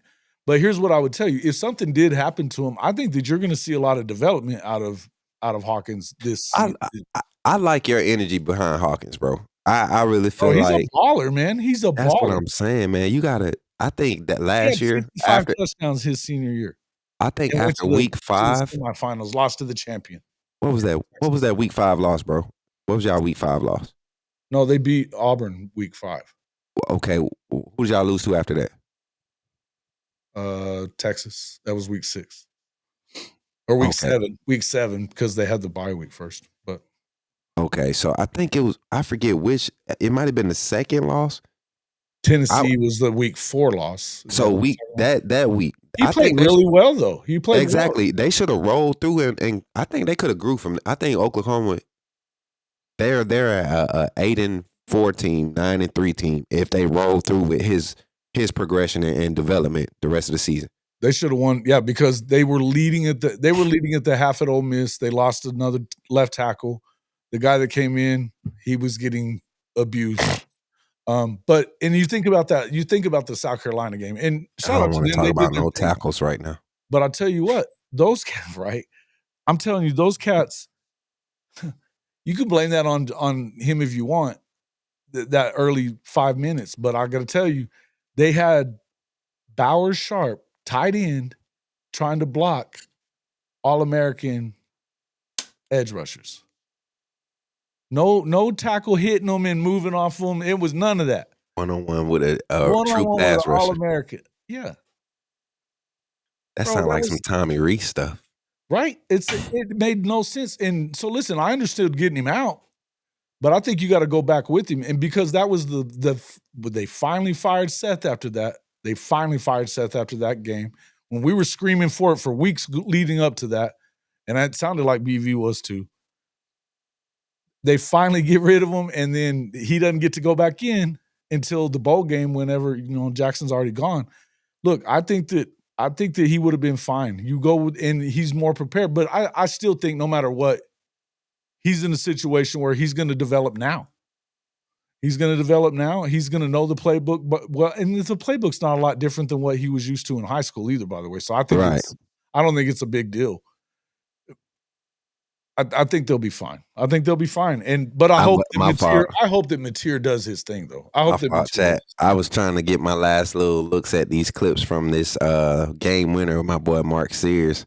Mr. Muscle shows himself. Talk about that one, right? You guys lost the game at home, then you go and beat them in their house. Hey, it's like that in this basketball rivalry, bro. It's like that in this Iron Bowl basketball rivalry. Like, and when they came to Bama, when they came to Coleman, I had to, like, everybody we had been talking about, we knew we had to play our absolute best game because they were going to come. They knew they had, if they could take that one from us, it would take a lot of air out of the balloon. So the mentality we had to come in with tonight, and I'm going to go back and watch the game. I haven't been able to watch it live, just follow it though. The volume of shots was there like we needed. We kept, they crowd was in it the whole game. The whole game, bro. Every clip you see, every highlight over there, man. Rowdy. Bruce Pearl gets the crowd working, man, and they feed off of that. But our boys really played tonight, physical from a lot of rebound putback clips I see. So I was excited to see it. But Mark Sears, that last play, I'm glad he didn't settle. I'm glad he took a quality shot. Our half court sets looked a lot more efficient tonight. Guys look like they were dialed in. Basketball team, man. Alabama's a good team. Auburn's a great team, though. Like, they are. I still think they're. I'm about to throw up. My fault. Because you're about to say something nice about them. I was about to, don't do it on air. I'm sorry. I get like that, y'all. I'm sorry. I think they're going to be like they're the front runners for the national championship. I can't lie. If they stay healthy. If somebody don't catch them on a bad night. Florida's right. Hey, listen, they still here's what I got. Here's what I'm gonna say about the SEC though. As good as they've been this year, I think we got to see them do better in the first couple of rounds, bro, than what we've been seeing the last couple of years. You know what? This year with 12 teams, I think this ain't 8 like last year. Like, and Oklahoma got in too. I mean, they beat Texas on the road tonight. That was huge. Huge. So I'm telling you, man, this is. I see maybe Sweet 16. I could see 5 SEC teams in the Sweet 16, bro. I could see it. Well, we're gonna have to see that first. Yeah, but I'm gonna get up out of here, man. I gotta get up. Should have that many. Trying to charge me $386. Oh, let me get up out of here, man. I gotta get up and drive to church in the morning, man. Going to church in the morning. Well, hey man, I appreciate you popping on and giving us some info, giving us the dope. You already know, man. We'll be checking in next week soon, man. Sounds good, bro. All right, bro. Talk to you later. Take it easy. All right, chat. Y'all be blessed. Later, bro. Coach Smook from the Coach Smook Network right here on YouTube. Appreciate him popping in with us. Man, he's always got it. I like hanging out with him, man. He gets everybody over there in T-Town all wound up at him. It's funny stuff.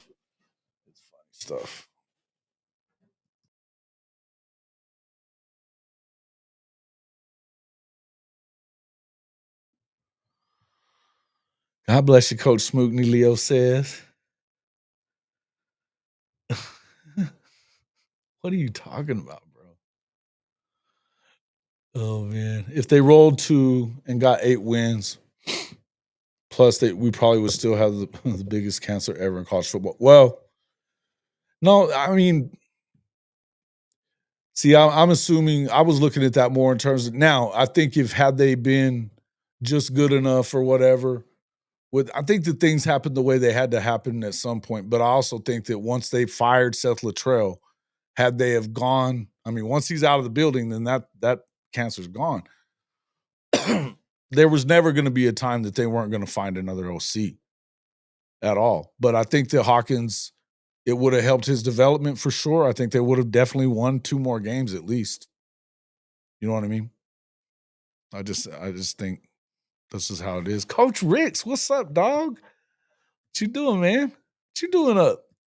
It's a little late for you. What's up with you? Can't be driving to church while hyped up on peyote. No, you can't. No, you can't. You should not. That would be dangerous. Peyote, that's what isn't that what Phil Jackson used to go and take peyote, eat peyote, whatever it is? Wow, that's crazy, dude. Phil Jackson was a trip. How many likes we got? So see, now we got, man, we got as many likes as we have people in the stream in here right now, but we got a bunch of folks over on Twitter watching us. Folks, if you're watching us from Twitter, make sure you come over and check us out at HOF-CFB on YouTube. Hit that like button for us. It helps us out a lot. Listen, with this shadow ban stuff, I'm really asking folks to help us out with this stuff. We got to have it. We got to have the likes. We got to have the shares. I appreciate it on Twitter that you're watching us. I do. But we don't even monetize there. And we're having some issues with the shadow ban. So I'm hoping that this is going to turn around the more that we keep on pumping out that content, man. It would be great. Yeah, see, 85 people are on watching us on Twitter. Cool. Appreciate everybody doing that. We've got somebody watching us there on Rumble as well. We are new in Rumble. I don't even know really how to make that work right, but I'm trying to see if we can. Everything's monetized from day one there, so I don't know, man. If we can build a channel. There's a channel I was watching over there. I think you guys would probably like them. I'm trying to remember what the hell it's called. Let me jump in there real quick. They're a trip. They got a couple of dudes there. It's a fun show, man.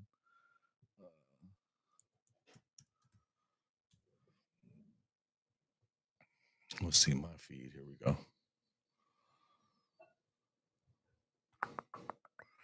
Here we go. Yeah, it's Game On, the Game On channel. These dudes are a trip, bro. Let's see what their names are. Trying to remember what their names are. Oh, the one dude's name is Tickle. Like on the Moonshiner show. He's a trip. He was talking, whoever's hitting that dislike button on our show all the time, fuck you. I hope you have the day you deserve, is what he said that day. I was laughing my ass off. It was great. Peyote. Young Guns. Oh, yeah, they were doing it on Young Guns. I remember that. Yeah, It is. It is. It's how they see and speak to their. I don't even actually know exactly, so I'm not gonna lie about it. But I think that's how you see your spirits, whatever tribe you're from. Tickle, tickle, stay away from my pickle. Yeah, I don't think he's like that. He's a trip though. They're funny. They had it's like a betting show that they do. So it's they're always talking about parlays and stuff like that. It's a pretty cool show. But I'm pretty sure they're also on. Yeah, so it's sportspicks.locals.com. So it's Cricket, not Tickle. Cricket is his name. I don't know why I thought Tickle. Yeah. Anyway, that's terrible. All right. Coach Ricks, what's up, man? You sleeping or what?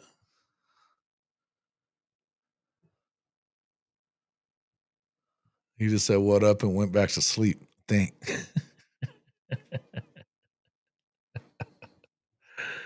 Oh man.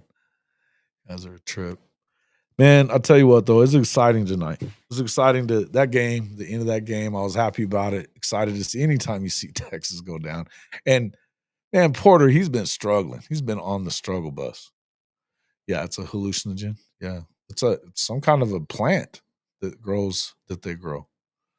So it feels like it's something along the lines of like a cactus or something like that, right? Feels like that's what it is. But they eat those little tabs or whatever. Hallucinogens get you whacked. Check it out. Check it out. From the Gridiron Inside. Go Coach Dent up in there. What's up? What's up? And just do this show, maybe another from time to time, but that's it for me. No other app, social media, nothing. I mean, I don't blame you. Can't blame you there. Can't blame you there. The social media part is the tough part for me because with Twitter, you can get in an argument about the dumbest shit ever, about nothing. And it sucks, man. Streaming friends are asleep.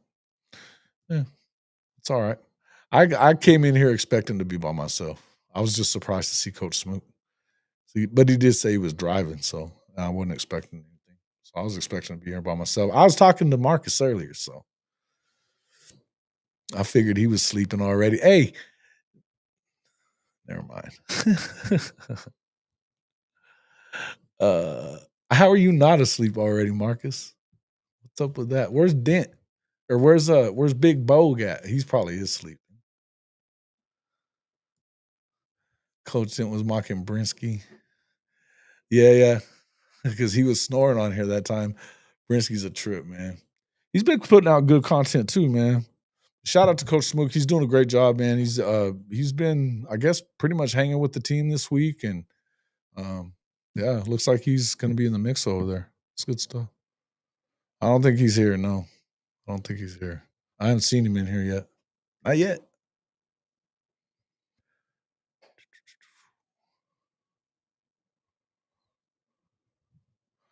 I'm going to have to check these guys out when they go live again.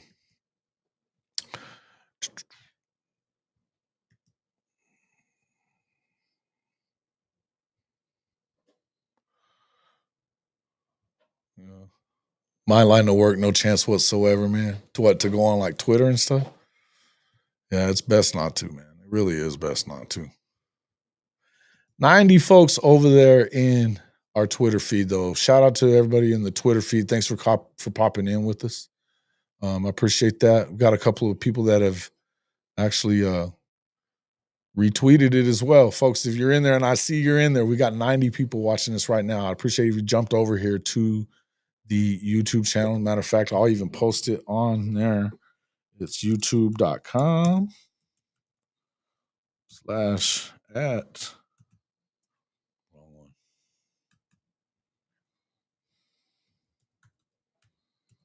HOF-CFB. I just put it into the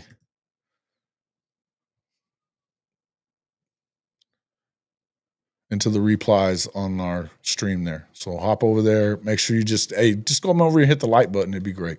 Appreciate you. Thanks for coming in either way. Coach Riggs talking about the link. All right, come on. Bishop Frank, you still around too? You want me to email it to you, Coach Ricks? I'll email it to you.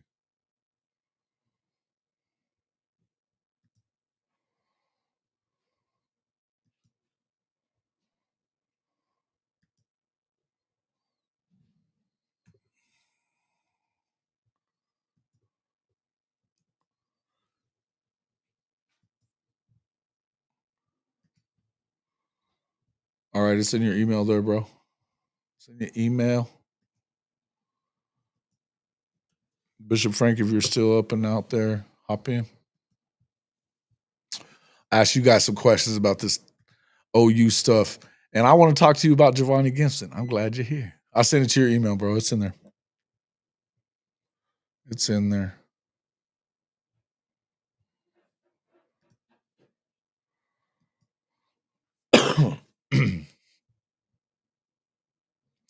So, what do you guys think? Who do you expect to be? I'm gonna go ahead and ask this now. Give me some of your guys that you expect to step up and be big pieces of this offense. I mean, aside from Mateer, obviously, the quarterbacks, that's the obvious answer. But who's going to be the go-to receiver? Who do you think is going to step up at tight end?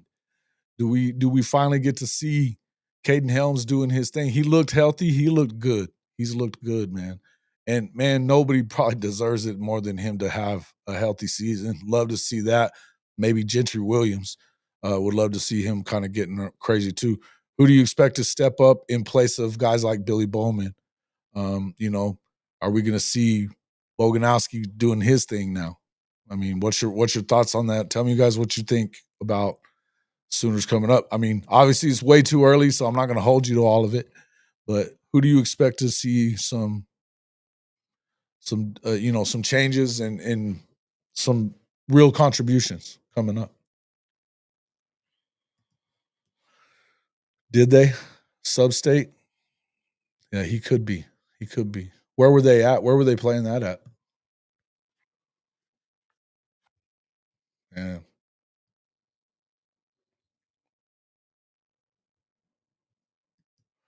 Probably still celebrating Suns' big win at JC or rival Manhattan. Think they qualify for 6A state. Could be wrong. Nope, they lost, bro. Lost. Oh, I didn't know. He didn't really say anything about that. But tell you what, he was talking a lot about, and apparently, I guess all the scuttlebutt around everything that I've heard from people coming in and out of there, which Marcus hadn't really heard this, so I don't know, but or maybe he did and he just wasn't saying nothing. But Giovanni is proving to be the alpha dog in that room. So, which doesn't surprise me. He's hungry. He wants to be that guy. Topeka Washburn. Oof.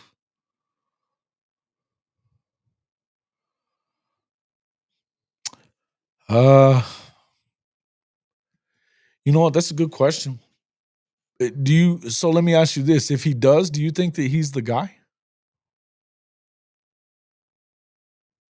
It sounds like Javante's still not back. That's concerning, man. This same foot, same shit going on with this guy.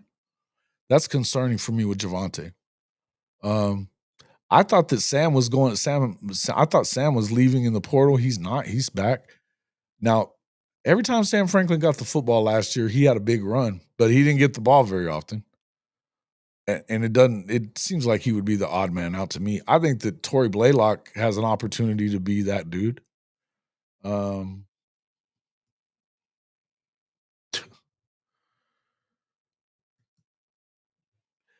His replacement's already there and has been a starter, so they're good. I mean, listen, I think that Danny Stutzman's a big loss, but I also think that the continuity of this team, the guys that are coming in and going to be playing, they were already a piece of this defense last year that was really good. So, I wouldn't underestimate. I'm not underestimating anything. I'm telling you that it's important that I think that they're doing their thing. No, Giovanni Gibson Topher. I'm hearing Giovanni's killing it. Killing it. So, but I think that, yeah, listen, and Russ or Goodwin, we've already heard it. Like, and that's the other thing is Reggie Powers has been getting a lot of time at the cheetah position. And and we talked to his dad the other day. He was in here and he said he's loving it, and they seem to be picking it up. The two guys that they got running those linebackers are damn good coaches. They were both defensive coordinators, and they've both done really good jobs with their linebackers in the past. You know, it's just I'm telling you, man, these guys. I think that they're going to be good. I think it's going to take a little bit of time, but to be honest with you, I think they're going to be fine. Link wasn't sent. What do you mean? Oh, you're kidding me.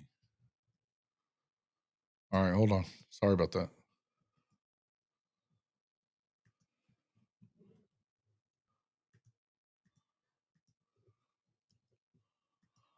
Try it again. Should be there now. Should have been there the first time too, though. Oh, it wasn't in it. Oh, I put it in. The other one was in the damn subject line. My fault. That was stupid. It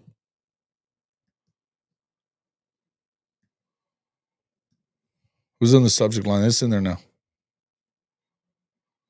No, I didn't. Oh, Javonte. I was talking about Javonte Barnes when I was talking about Javonte. As far as Sawchuck and X Rob should be 1 and 2, Jimmy says. Ooh, really? You think so? I think the defense has a chance to be better. I think it depends on how, but here's the deal. I think that on the front, on the defensive line, I think that there's loads better, which helps your linebackers a lot too. You got guys that are getting pressure without having to bring blitzes. That's going to be huge for your defense. No two ways around that. Dude, and that's absolutely. If you're bringing pressure, and that's what they have to do, right? As much as and I think Ethan Downs was great with setting the edge, especially great against the run. He was really good in a lot of places. He wasn't a great pass rusher. He just never was. But they're not going to be. And R. Mason came into his own, but now you've got guys like Danny Okoye. You know, listen, Marvin Jones Jr. He may have just needed some better coaching when it came to that stuff, and he's going to get it. But there's I've been saying this a few times. It almost feels to me like Marvin Jones could be gravy, whatever you get from him, because I feel like you've got guys that are ready to go and will be ready to go.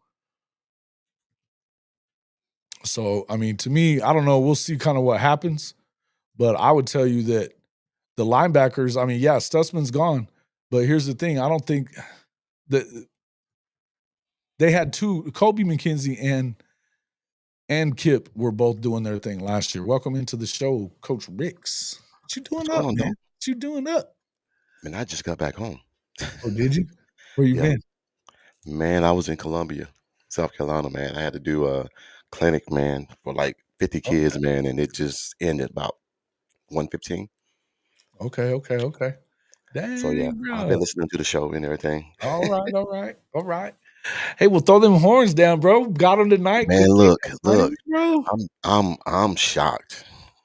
I'm shocked that happened, man. But at the same point in time, man, I think OU needed those two victories, man, to get into the dance.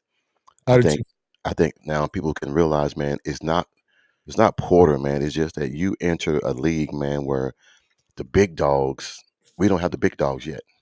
And you're right, man. And you know as well, I mean, you play college basketball, so you know these guys.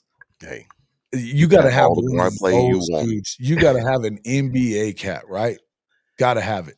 I was telling Bishop Frank, man, is that you can't, that those days of having that 13, 14-man roster and you're resting the freshmen and the sophomores and playing your juniors and seniors, those days are over.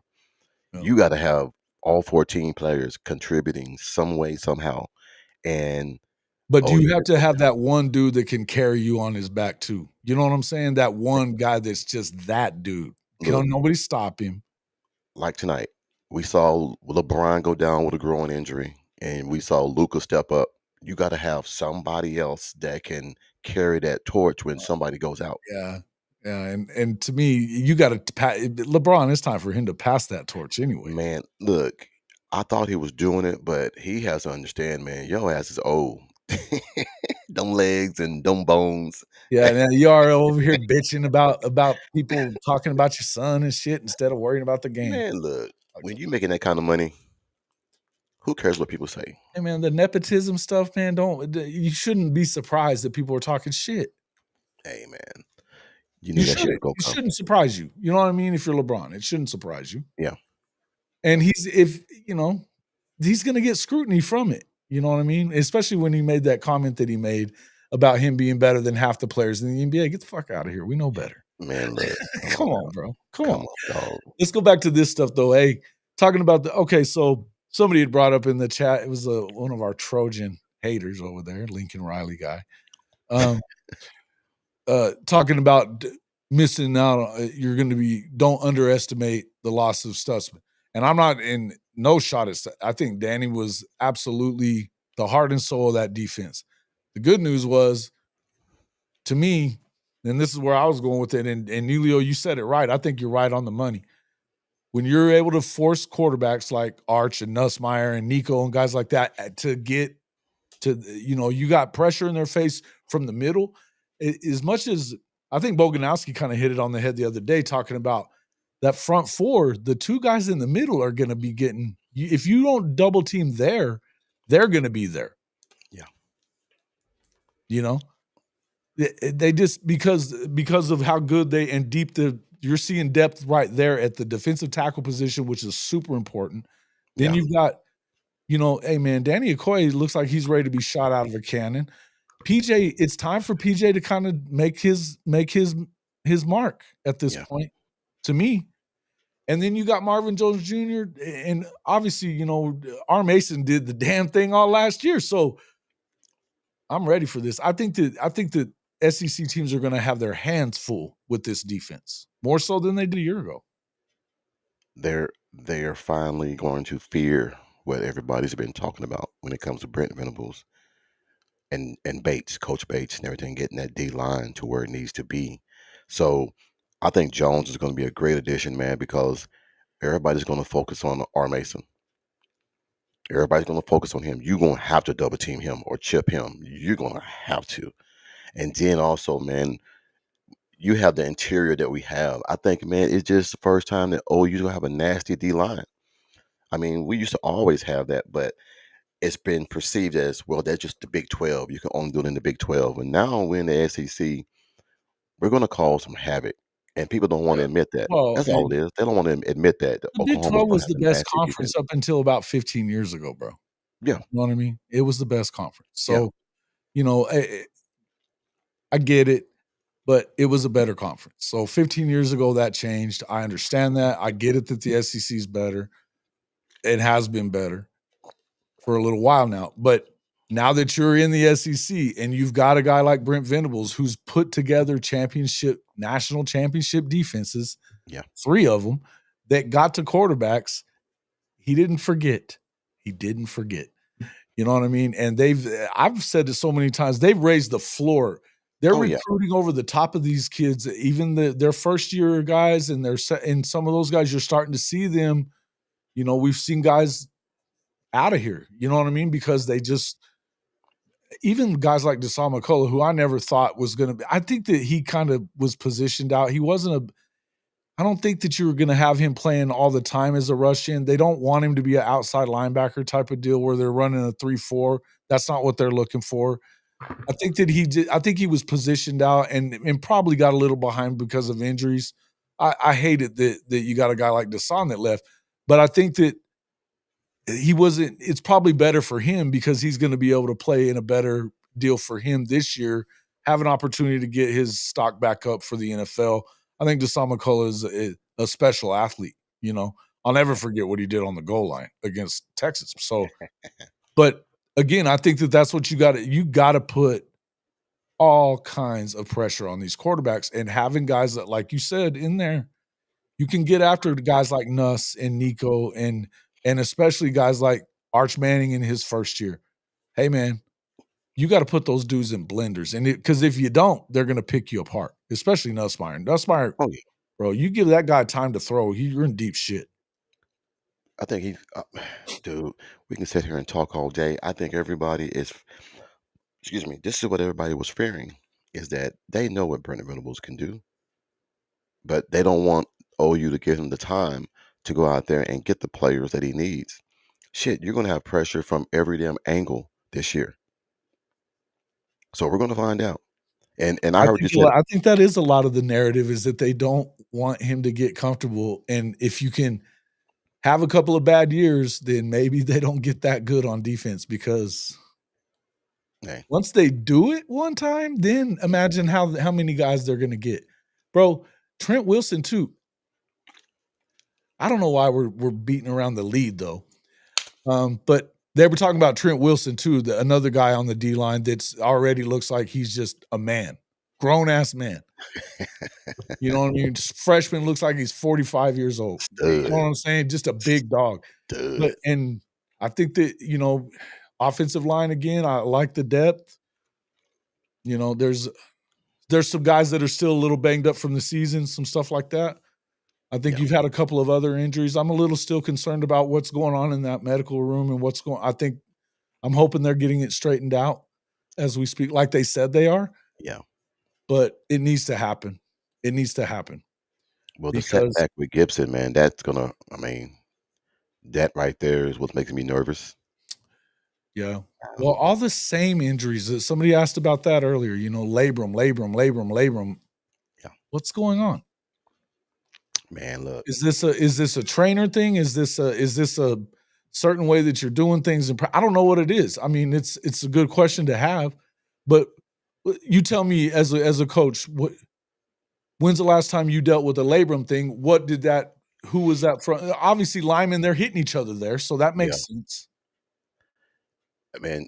I'm hoping, and this is just me hoping. I hope with Jim Nagy coming in, I think that he can help address that issue. Um, I'm hoping, man, that that's going to be a issue that won't come up this year about the medical staff and things like that, man. But I I've don't think never they had can to. afford to have it coming up anymore, man. I No, really you don't. can't because now It hurts recruiting. people. Yes, yes, you're putting, and parents are going to be more vocal. You're putting my son's life and health in jeopardy, and I don't know if you know what you're doing.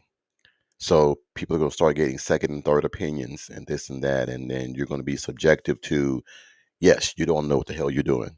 That's a bad look for Oklahoma right now, man. When the trajectory is going so high up, you have shit that happened last year that still linger around the bottom of what's going on. So I'm hoping, man, that gets handled.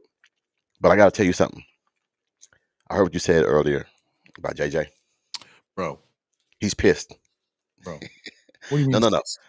An article came out said that something about he couldn't even win SWAC Player of the Year. So how's he gonna come in and help? I mean, oh, so he's hearing shit. Oh, I love that.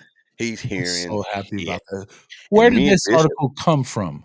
it came out of the oh god, Southwest Times, somewhere in Little Rock, sometime somewhere around there. Oh, it's an Yeah. Arkansas thing. Oh, And I good, already knew, good. what it was. Is as because he didn't go to Arkansas. I already knew what it was.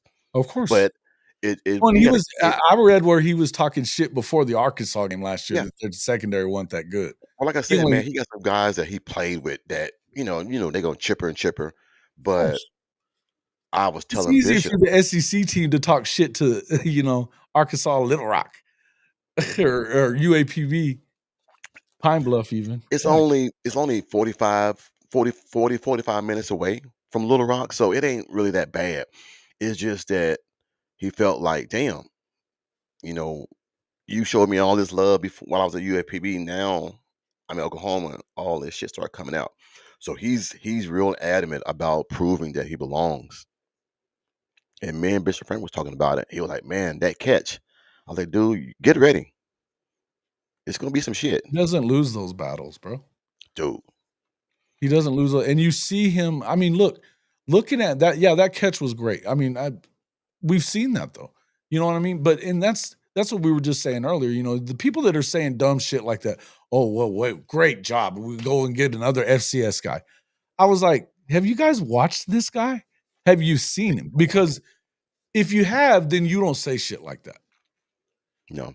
6'3", 215, Yeah. and running crisp routes at the speed Yeah. that he runs them and the sharpness that he runs them. Like the kid has his feet underneath him. That shit, and at 4'4", by the way, that translates Yeah. to every Look, league. I think working with It transfers to the NFL, by the way. You know Yeah. what I'm saying? These are the kind of guys that make it in the league that are running speeds like that and routes like that and can run away from you. And listen, I don't even care what the 40 speed is. If it's that's all well and good. I bet his 10-second split or his 10-yard split is ridiculous. ridiculous. When he's taking advantage of the Oklahoma perceive of you're in Oklahoma now. You're getting notarized a little bit more being in Oklahoma versus UAPB. So But he's what taking I'm hearing advantage though of is even they're starting to think of him before they think of Burks at this point. And I'm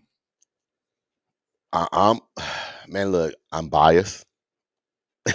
You know well, me. he's bigger I'm and he's got the speed. I think that he can be that, but I also think that Burks is a guy that takes the top off. We want them both to be good, right? We need them both to be. Yeah. But I'm Yeah. also hearing some stuff about these freshmen, bro. Come on. Look, Cortez Lewis, man, look, and I'm gonna tell you right now, Caden Helms is gonna be a problem. Caden Helms is gonna be a problem. You got a guy across the middle now that dude, look, we can Jason, man, I'm so excited, man. I'll be glad when the season starts, man, because all this shit can be put to rest, man, because when you coach and you see the logistics of a whole team and you see Sure. that the defense is gelling, the offensive line, we haven't even talked about the offensive line yet. These Well, guys are going to be nasty as they've hell, got some and they're depth there. pissed. We don't even really know what that line is going to be. And Smook No. talked about that a few minutes ago. We don't know who it's going to be yet.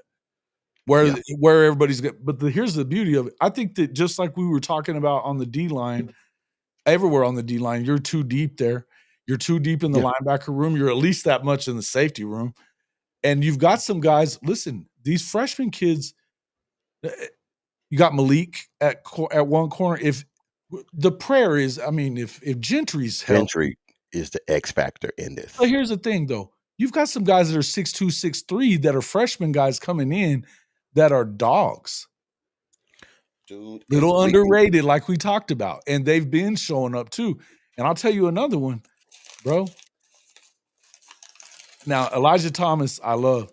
But I'm going to tell you something. Manny, bro. Man, 6'4", and they said he was like 225.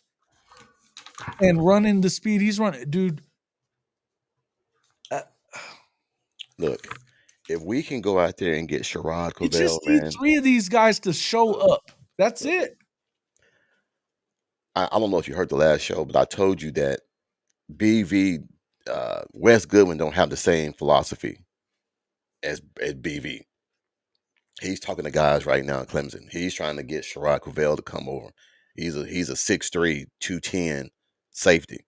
If we can get him to come over there, man. Oh, we'll talk about some safeties. It's look, I think Dabo did it shitty the way he did Wes.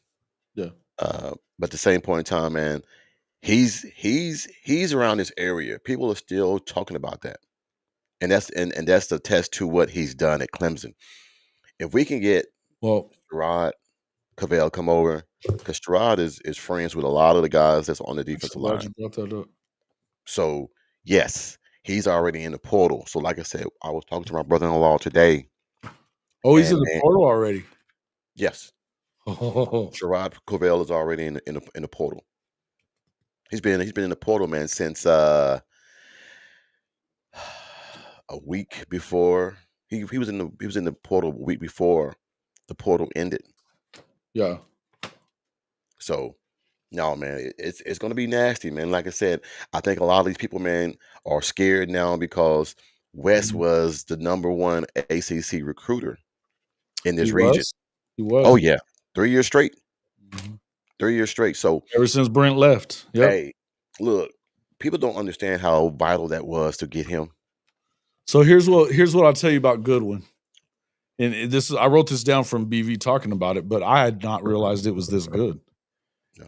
8 of his 9 linebackers in 3 years as defensive coordinator were all ACC. Yeah. You had 2 multi-year first-team All-Americans in Barrett Carter and Jeremiah Trotter. They were both Butkus finalists as well. Sammy Brown was National Freshman of the Year this year. Yep. Trenton Simpson, second rounder. You had what? Second in the league, second in the nation in sacks in 2022, number 1 in defensive touchdowns in 2023, number 1 in turnovers in 2023, top 8 in total defense both years. In 2022, they were number 1 in tackles for loss also. Yeah. I mean, yeah, I mean, what else do you I don't know what else you could say about this guy. And here's the thing, he's not even the only really good linebacker coach there. That's what I'm saying, man. You know what I'm saying? He's not even the only guy there. You've got 3 guys on that are assistants on this defense that have been coordinators, successful coordinators at that. Yeah. Well, and then you also heard what Jim Nagy said. I can't wait to get with Brent to help him find talent and look at tape and this scouting, doing all that kind of stuff. Man, I love it. When a guy I hire, the first thing he says is, "I love getting in the room and watching film." That right there, man, it says it all. Because some coaches don't do that. They think it has to be a 5-star, it has to be a 4-star. I can go and find talent. 4-3 is 4-3. 4-4 is 4-4. I don't give a damn what you play in. If you run a 4-4 and you 6'2 or 6'3, 215, you're a problem. Yeah. You can teach technique. You can't teach speed. But you don't even have to do that with this guy. With JJ? Also, Cavell committed to Virginia Tech. Damn. It says Jimmy said that. Cavell is committed to Virginia Tech. Again, I think you need one more linebacker probably at some point. But here's the thing. I don't know that you'd end up doing that because seems like they're getting really close on. Well, Chris Mason was talking about the other day. There's 2 5-star guys that if you get one of those cats, you're right back on track with that. Yeah. Hell, Zach Alley didn't freaking get a single fucking linebacker. He didn't get one. That's what I'm trying to figure out, man. Why everyone was such in the up? Look, let me ask you a question, Jason. Would you rather have better than it should have been? It ended up better than it was gonna be. Either way, I think. Who would you rather have as defensive coordinator if you could choose? Zach Alley, Brent Venables. No, Zach Alley or Wes Goodwin. I don't think Wes is the coordinator, but I agree with you. No, yes, I said it would be Wes. If you had to choose between those probably Wes. Probably Wes. Because he trusts Wes. Wes did it.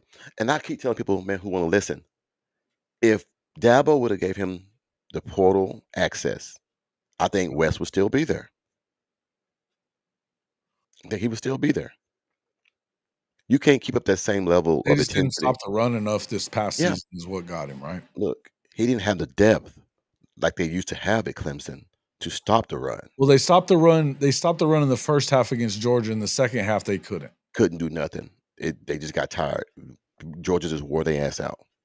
I still think until he finally he didn't really cut him loose at first on the offensive side either.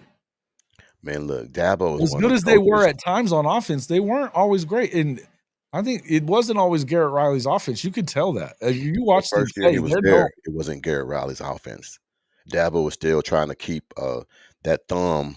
The Clemson offense. Yes. Shit, man.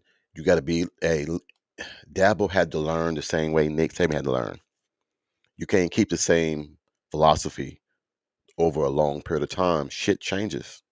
Right. Well, Nick, he did it different. Nick was doing it. We're going to just keep our terminology, do what you want. Yeah. Pretty much. But our terminology doesn't change. Okay. Man. That's continuity. That's smart for your players. You know what I mean? Yeah. Especially when it got to a point with Saban where, and here's what happens with everybody, by the way, when you start winning. And here's another reason why people shouldn't be so high on Texas either. They're losing guys of their coaching staff every year now. They don't want to admit that.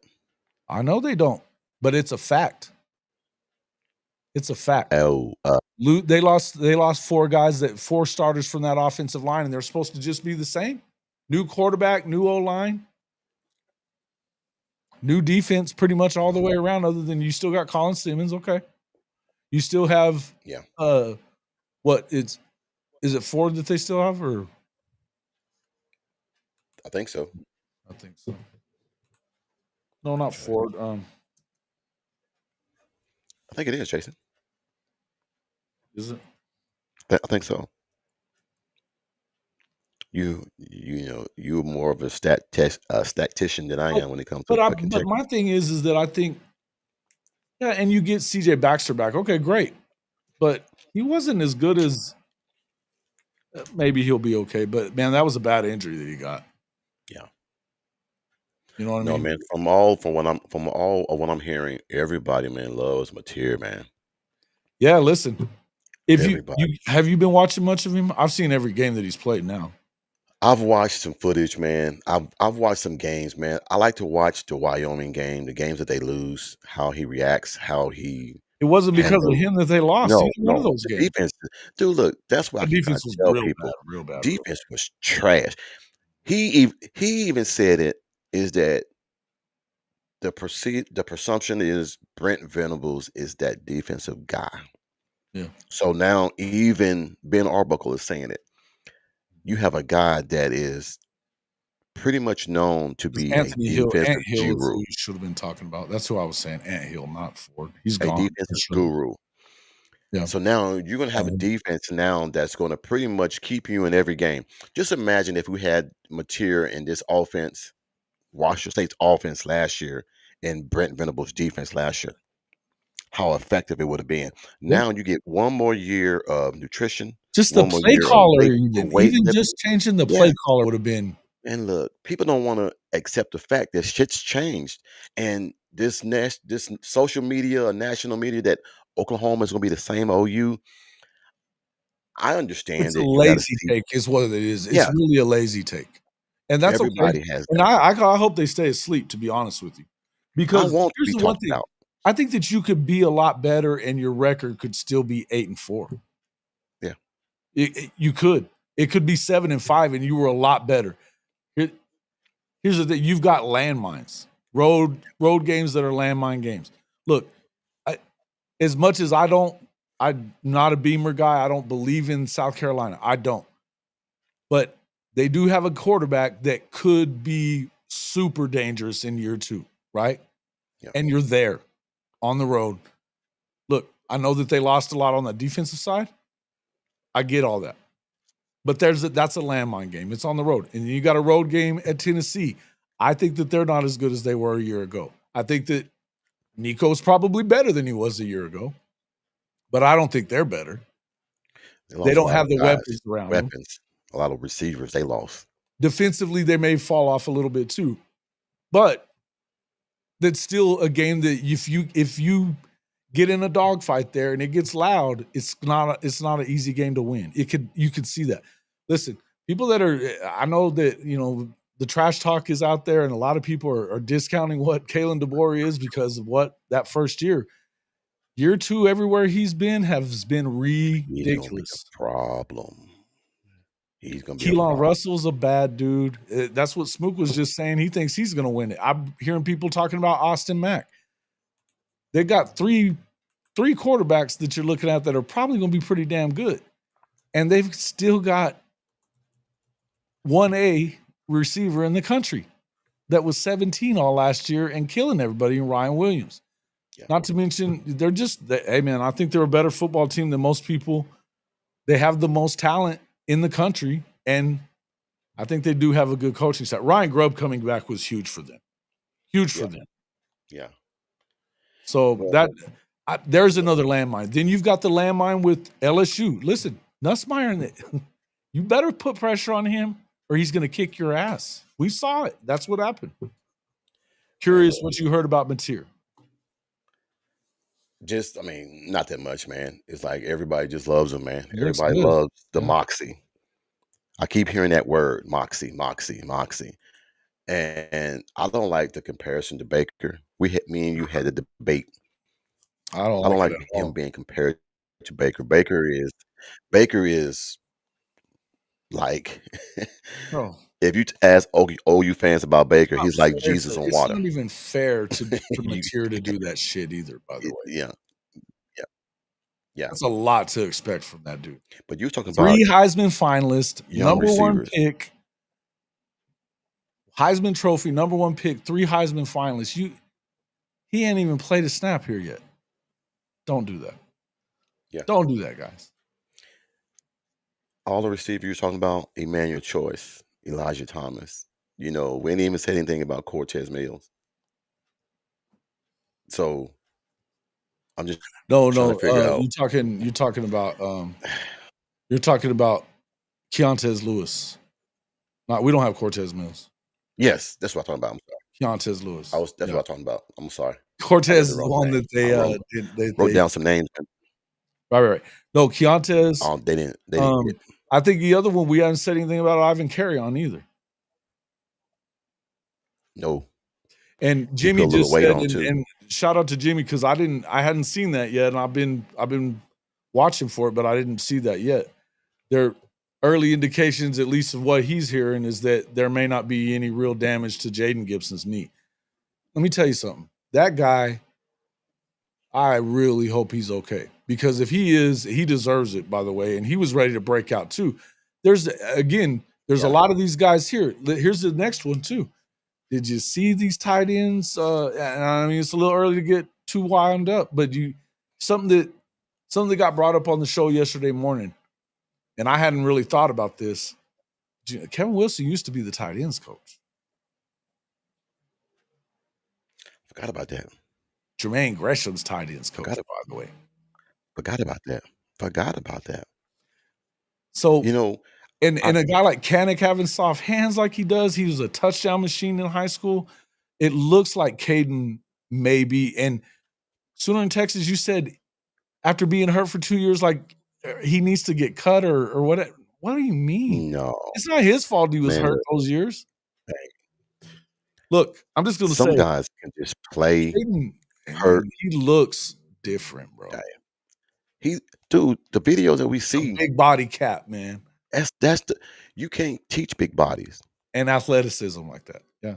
Across the middle, linebackers are not agile to guard him.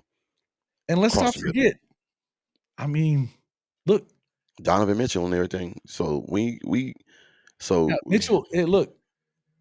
Mitchell, if he's really 275 like they're saying, he doesn't look 275. I hope that. I'm hoping he's not that big. 260, we good. He looks lean. He looks lean. If he's carrying it well, if that's what the number is, right? Yeah. His feet look like they're underneath him a lot more than they did at this time last year. And I think that the hope is that you're going to get. I think that the hope is that you're going to get that kind of movement out of it. I think that might be a gravy thing. You've seen them kind of use they'll split them out or they use them as an H-back, which I think is perfect for Kanik. But I think there's got to be some production there in that room. It just looks like there could be.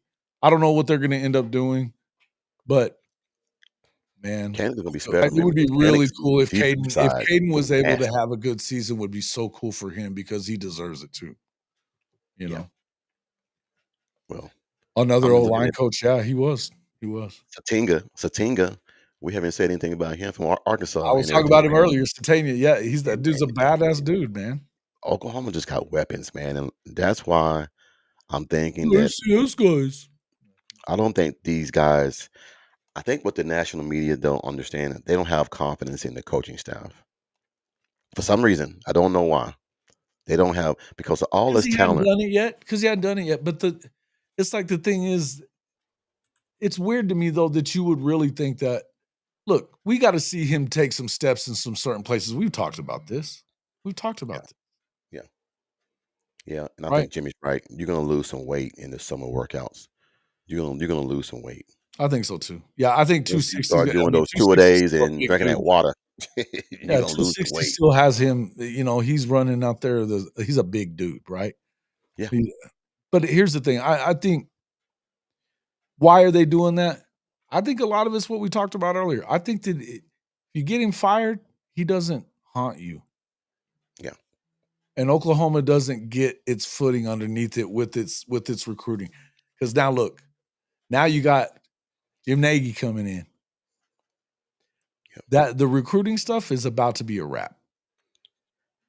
When he sits down with Brent and all these guys and they start looking at who's in the portal, who's not, who's what, who's this, to have a guy that's grade A on judging character and watching footage and getting talent, that's going to be a plus for Oklahoma. That's why it was such a great hire, is that you got somebody that's been doing this shit for years. Looking at tape, looking at footage, plus the relationships that he has with the people and coaches and everywhere he's been. Trust me, that's a great addition. So we're gonna find out. Like I said, I'm excited, man. Me and Bishop Frank were talking about that a few days ago. It's gonna get to the point to where is OU for real or is OU just that damn good? I see it coming. I see it coming. Well, I mean, how quick does it develop into a championship team is the question. I think that you could be a lot better football team and still be 8-4. Or Yeah, just because of the games that you have. Look, do I think we beat Texas this year? I do. Would it surprise you a ton if you didn't? No, because it's a rivalry game and they are loaded, yeah, right? yeah. It just depends on how you get out in that game and how it goes. Look, I do believe that we win this year. We hadn't lost in the icy whites forever. We're wearing them. So I'm going to go with OU here, and I would every time. But the point is, I think that there's some losses that could happen. I think we beat the shit out of Missouri this year because we owe them one for damn sure. But the questionable games for me would obviously be Tennessee, LSU, Bama, and then Ole Miss. I think you should beat them, but because I think that they lost a lot on defense. But you know that they're going to have an offense that could go put points up. I think you're going to have to play a good game. It's at home. That's a good opportunity for you. But there's some landmines out, and the fact is, it's week after week after week after week. Yeah. You got 7 weeks of shit, man. That's brutal. But if time has taught us anything, Jason, you and I both know is that they keep saying this. Keep the main thing the main thing. And you're built for this. You're built for this. You're built for this. You're getting these guys in now and these freshmen and these sophomores. They're being taught this is the standard. This is the way it's going to be. Right. Can we excel? Can we accept that? I think a lot of people don't understand that Oklahoma is on that trajectory and everything going up. Yes, they had a bad season, but that bad season is not going to define how good you're going to be or and we've all learned that it's not how good you are, it's who you play. I think that Penn State had an easy ass schedule and once they made it to the playoffs. It's That's where not. it's That's a where they fact. place you. It's where they That's a place you. fact, bro. So if Oklahoma gets in a good Texas placing, got a good. Hey, think about what Texas they got. They got a great draw. yeah, Still almost lost. I thought Clemson was in that game for far too long. yeah. Far too long for being a home game. No way that should have happened.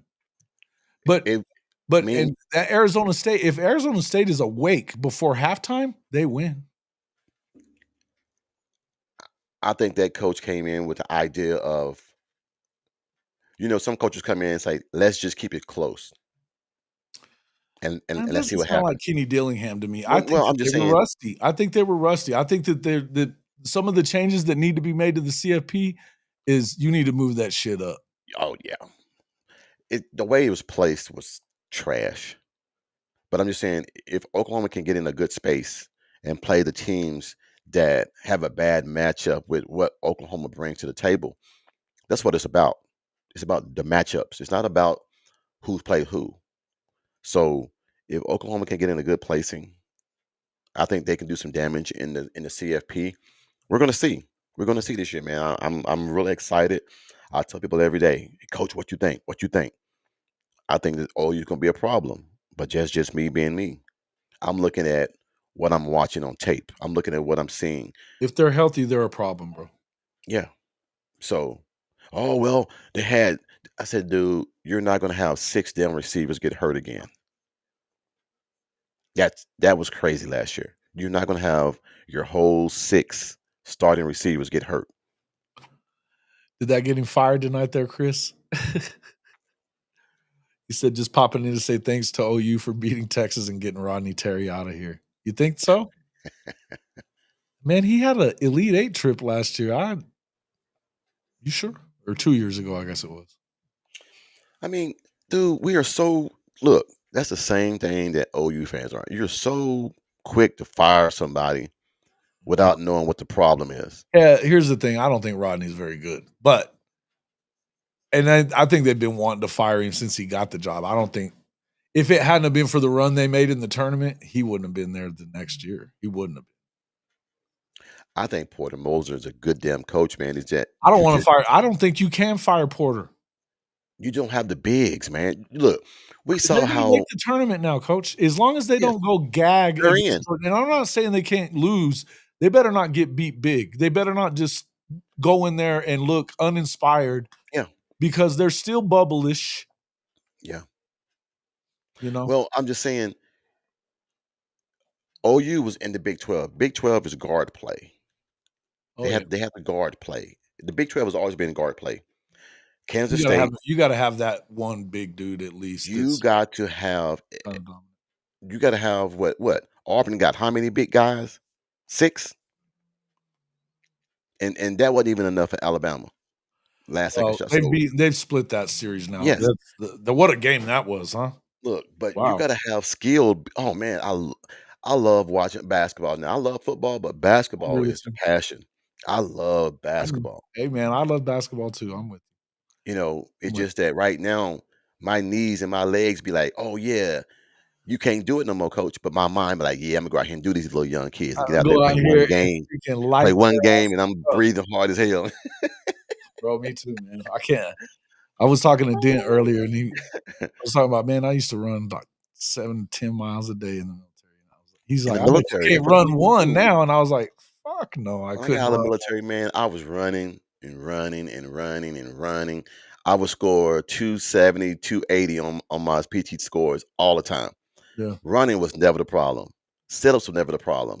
Push-ups were never the problem. It was just that I wasn't engaged. I had somebody to push me because everybody was just like, let's just pass the PT. Let's not excel in it. Fuck that. I love playing basketball, man. Hey, man. Well, I used to, man, yeah. I played on the base team at McGuire when the first year I was in. But I didn't play much. There was some cats on that damn team that was.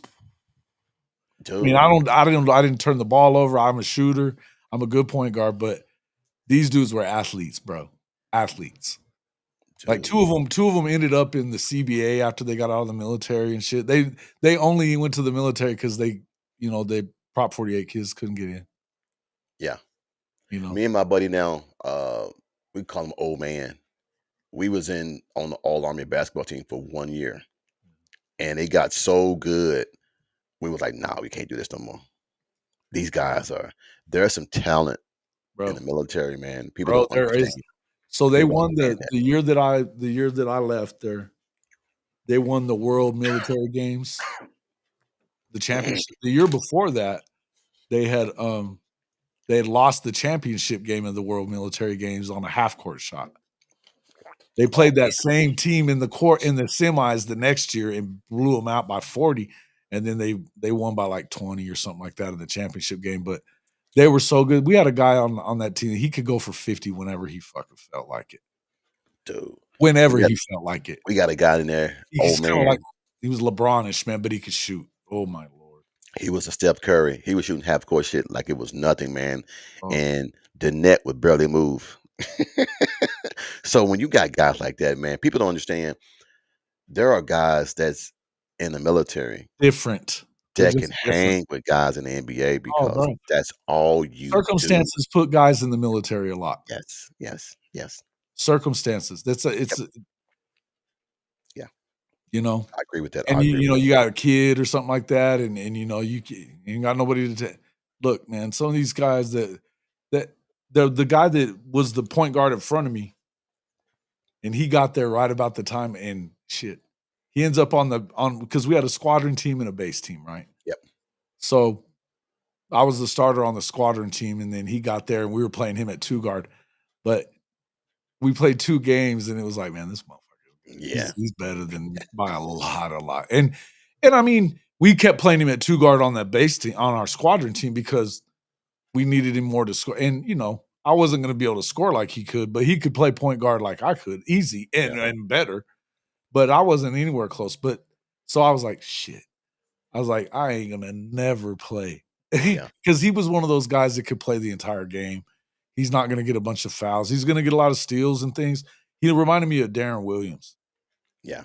A lot of Darren Williams. Ooh, that's nice. He was nice, man. He was nice. He played at Atlantic City in the CBA for a while. We took a picture with He was Keontae nice, at one of his games, and one of my buddies back home was like, bro, and that dude's a baller, bro. God. he was like, dude, he was like, I see where he get his shooting from. I said, no, that's not my son. That's my daughter's boyfriend. He was like, oh, because Coach, that's what my nickname was, Trey. They was like, I could hit it. dude, Coach. I'm like, no, you can leave me open. Hey, no matter how old I Go for get, that. Yeah, do that that. jumper's always wet. No matter how old I get, that jumper's always wet. Now their lungs and the legs don't want to move real good, but I'll get in that Right. corner and I'll bust your ass. But Shooting other than that, stays the same, bro. Well, hey, Bubba Jennings was our coach in high school, and he was at Texas Tech for a long time. Bubba was, I think he won the Naismith one of the years he was there. But he was back. Had there been a 3-point line whenever he played at Tech, oh he's in man, the NBA easily. He was, I mean, I remember he used to sit at half court and shoot. Yes. Yeah, Darren Williams, that guy. It yeah, wasn't him, but he played a lot like him. And he was about the same size, really. Darren's from Dallas. This guy was from Jersey. But now Bubba Jennings, though, and I'm not a big fan of Bubba, by the way, but that guy would sit at half court and shoot, and he's not flinging it. He's shooting it like a normal shot. yeah. And he'll hit 8 or 9 out of 10 easy from half court. From the 5-second line, he hits 10 all the time. I mean, he would do it all damn day. So we all got to be good shooters. He was teaching, I mean, you knew how to shoot, and we would shoot it up. And we won state my senior year in basketball. So it was fun, man. But bro, I love hoop, but there are some players in Yes, dude. In the military, that's all you and we do. would go up and down that eastern seaboard there, playing at Andrews had a really good team. Andrews Air Force Base had a really good team. They had a really good team at Charleston. That Fort Pope was really good. The best base I went and saw where they were real good, Fort Campbell.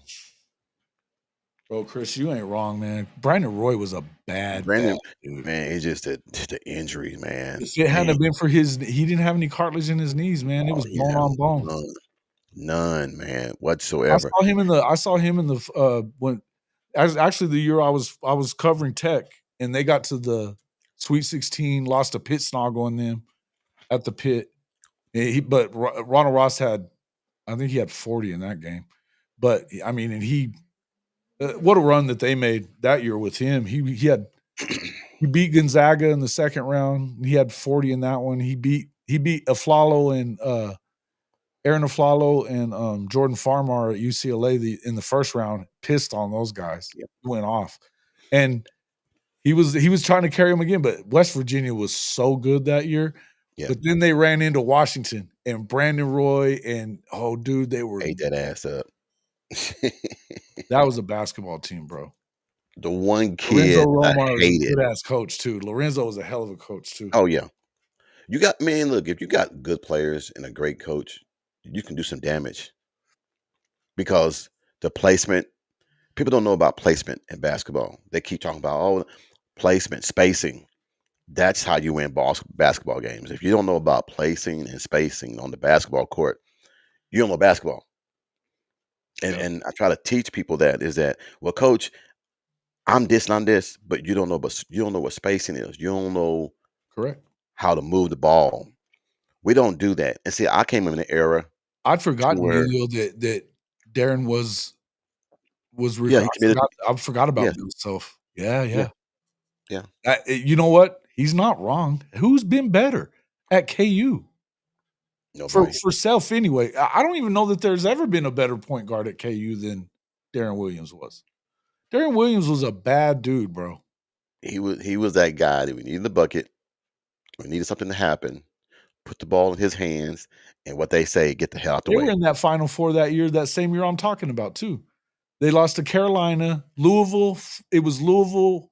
I think UW lost in the 8 in the round of 8. But it was Louisville. Was it? Yeah, Louisville, Carolina, and then Illinois. I'm trying to remember who was the other one that got in. I don't remember now. I can't think back that far. The one kid, man, that always gave me problems and prevented us from winning state when I was in Oklahoma. Excuse me, when I was at Sparrow, was Big Country Brian Reeves. Every year out against Oklahoma, we ran to his ass. We had no answer for him. And then we went to Little Rock, and then Corliss Williams ran to his ass and everything. So to play that kind of talent, man, and play with these guys in these Dunbar tournaments and everything, man, it really showed people that talent is everywhere, and it's in the Oh, backwoods, brother. man. These Oh, backwoods, you think talent got to come from all shit. There are some well, look kids in at the Newport backwoods. News, Virginia. Look at where Allen Iverson and Michael Vick Hey, came from hey, right down thank the you. road from each other. And that Dirt place is roads. yeah, dude. They don't Hey, have paved highways. They got dirt it roads. was the ghetto over there, bro. They were nasty. And I'm telling you, our AAU that year we played in AAU and we got pretty deep in the tournament, the national tournament. We didn't get to play against, but we saw AI play. Oh, this is my junior year in high school. We saw AI play. That guy, I'm telling you right now, uh, I, great, best player you've ever seen in person. You're talking college pros, because I've seen Michael up close. I've seen Iverson up close. I've seen a lot of guys. Now KD's up there for sure. But Definitely one of the best KD, players I've ever seen. But I'm gonna tell you, in college, he damn sure was. He was unstoppable in college. Unstoppable. They should there's have won the errors, national man. championship that year without a doubt. They should have. There's errors. To me, the best player I ever seen, Danny Manning. Danny Manning was pretty damn good. Danny Manning was to He was like really see, good. like see, like go watch the game and see Sure. him carry a team. I saw Larry Johnson and UNLV and Stacey Augmon and those guys too that year against New Mexico State Dude, when they were undefeated until they lost in the Final dude, Four. dude, look, I'm gonna tell you right now, that was a damn Avengers team. That UNLV team, man. Brother, we went and what? And now Uh, New Mexico State was number 12 that year. They had Randy Brown and Michael New and those guys. They were really, really good, right? Really good. They were number 12. ran to a buzzsaw. Bro, they had 12 dunks in like the first half. And Bro, Anderson Hunt's out there just drilling. They had Greg Anthony, George Ackles. I don't know how they lost that game to Duke. Well, I do. Grant Hill. There's another one of the best players I've ever seen. oh yeah, man, dude, and he was Imagine if special. he hadn't had the injuries. Come on. Grant You was know, unbelievable. Lightning first step. Lightning. I I service Davis College Awesome. right now, and when you go in there in their main hall to go to the administration office, you see Steph Curry's videos playing and everything going just everywhere. I never knew how special Bro, Steph he Curry was was in college. Never. I just now realize it's about they got to the Elite Eight, right? and Neilio, then tell Oklahoma me beat him. it was the yeah, bro. But I'm telling you, that cat was there ain't no way they shouldn't even have been in the damn tournament. No, dude, Because he is nobody else on that team was good. no. He carried that team all by himself. All by himself. That dude was hitting So them from everywhere. And I'll tell you, but watching a guy in college up close, best I've ever seen, man, I don't know. Larry Johnson was definitely up there. In college, LJ was he was great until his injuries caught up with him in the league too. But I'm telling you, he was unguardable. That's a lot of talent, man. If you That think dude was unguardable. if you And think back, Stacey Augmon was really good. shit, Oh, yeah, dude, he was the first lefty that I classic, felt man. like I've never That seen a guy was left-handed guy filthy. play that And he good could and be he'd that D up too. That was the lanky, thing, bro. lanky, and could. Bro. But another He would guy lock that you up too. He would lock up your best player. Lock I you up. never knew how important and how good Scottie Pippen was.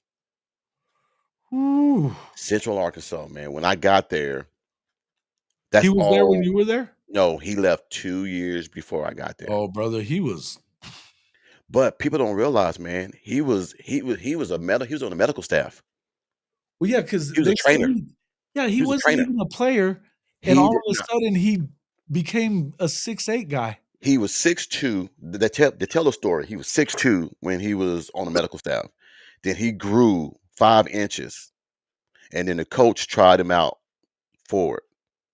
And then he ended up being the conference player of the year, averaging 22 and 23 points a game.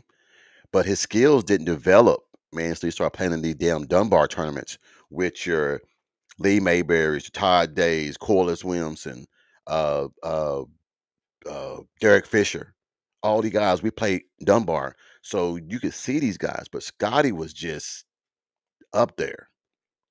He was just lank, dude. His arms, man. He could just sit there with his arms down, and they are touching his damn kneecaps. Brother, Dude got some long. He just nasty, man. Larry Johnson was so powerful though. And like you're saying, you saw LJ playing. I saw him play for Odessa College too. He played for them, and they played New Mexico Junior College that year. And I had a friend that was on the team, but he was playing behind Greg Brown. You remember Greg Brown that went to UNM, Neilio? Yeah, He was the Naismith winner, Greg Brown. I think That cat was really good. They beat Odessa JC in Dallas. Or I mean, not in Dallas. Yeah, it seems like they did. I think they beat them in the conference tournament in Dallas. I think maybe not. I could be wrong. They had won one of the games that they played against them. The other two they got rocked, but they were nice though. But Larry Johnson, his lift was so good, man. His lift was so good, and he was strong. You couldn't really handle the guy. Look at this. Look at this. Good dog. Watch this. We got. I'm gonna show you something. Who we got? The the pup. Oh, the pup. He don't They're leave. over there snoring too. He don't Norman's leave over my there side. sawing logs, man. He do not leave my side, man. I mean, if I get in this house, wherever I go or move, he's right there with me. But no, I Greg think I Brown kept won the you up. Naismith that year. He won the Naismith. He played with Kenny Thomas there at UNM that year when he won the Naismith. They got pretty deep in the tournament that year. It's one of the few times the Lobos did. Yeah. Somebody said that you've been on longer than you normally supposed to. I think I kept you up. No, I'm shit. I'm here. I'm off for the next few days. So yeah, man. No, it's I'm good for a while. But he was saying this because the daylight savings time just kicked in, so it just went back an hour. For you guys. No, but I mean it did. It fell back for an hour. Yeah. Oh, springs forward. So it's I going. thought yeah. Just went from 12 to 1. Yeah. Man, it's 4:00 here. You better take your ass to bed. What you mean I kept you up? You kept me up. Man, look, when I came home and I saw you on, I was like, what the hell is Jason doing up so late? Then I was like, him and Coach Smook? I said, what? So I was like, let me jump on and everything, man. No, man, I love this, man. That's my homie, man. I like that dude, man. He's my boy. Fan of I go on some of his shows, man, and I try to back him up, man, because people don't realize how much work and toolage you do to make a podcast, and to have the notes and to have the stats and everything that he has. You got to give him credit for that, because some people just come on here and just talk and they don't have no substance, they don't have no stats, they don't have no nothing. Coach Yeah. Smook There's has a few that. of those guys out there. There's a few of them guys out there. Oh, I got my first. Talk a I bunch got of my. dumb shit. I got my first. somebody got into a Twitter beef over something. And I just ended up saying, fuck you, man. bro. I just said, fuck you, man, just banned you. And then, it is what it is. It's always a Texas fan. I don't know why. Hey, the Okie Light ones are easy as bad. Always a Texas fan, man. And I'm like, I don't go on no Texas podcast and do anything. It's the weirdest part of it, isn't it? Don't.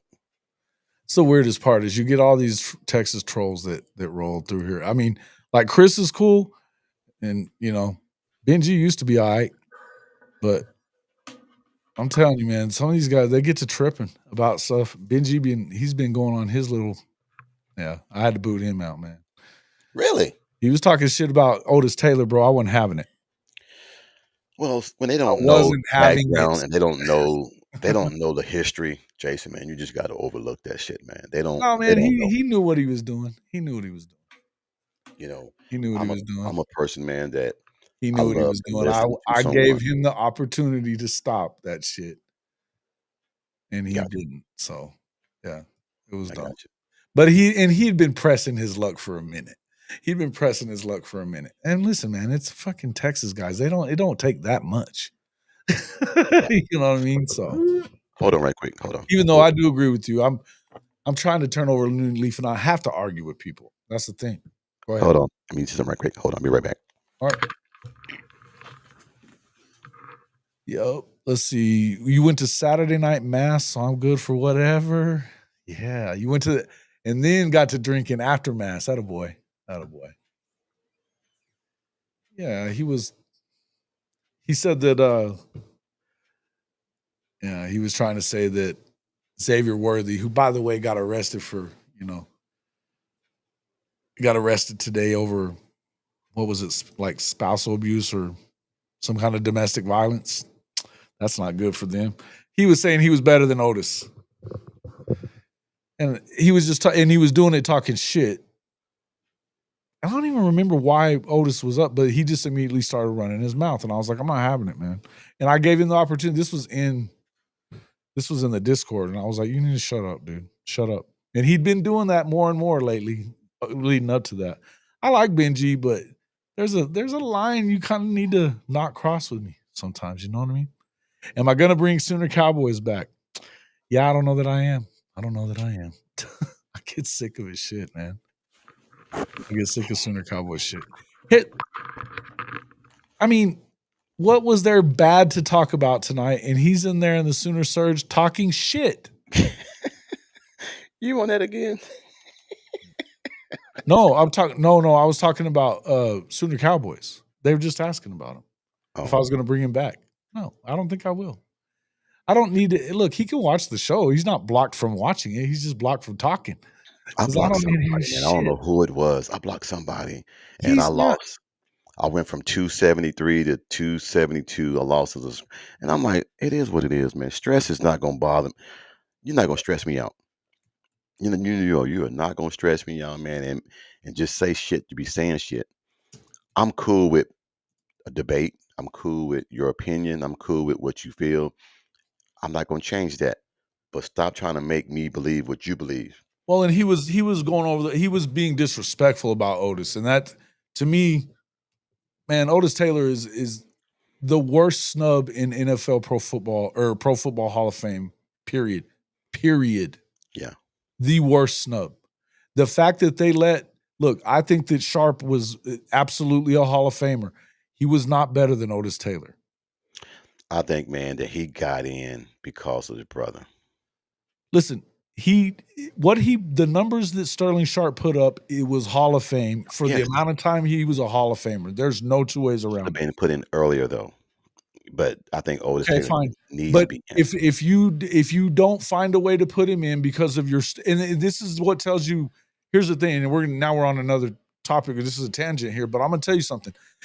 If you're going to do this little thing that you do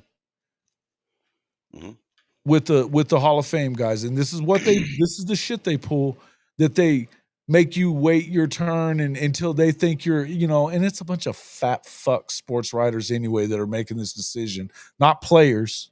Yeah. And so that's the problem that I have. I'm just telling you,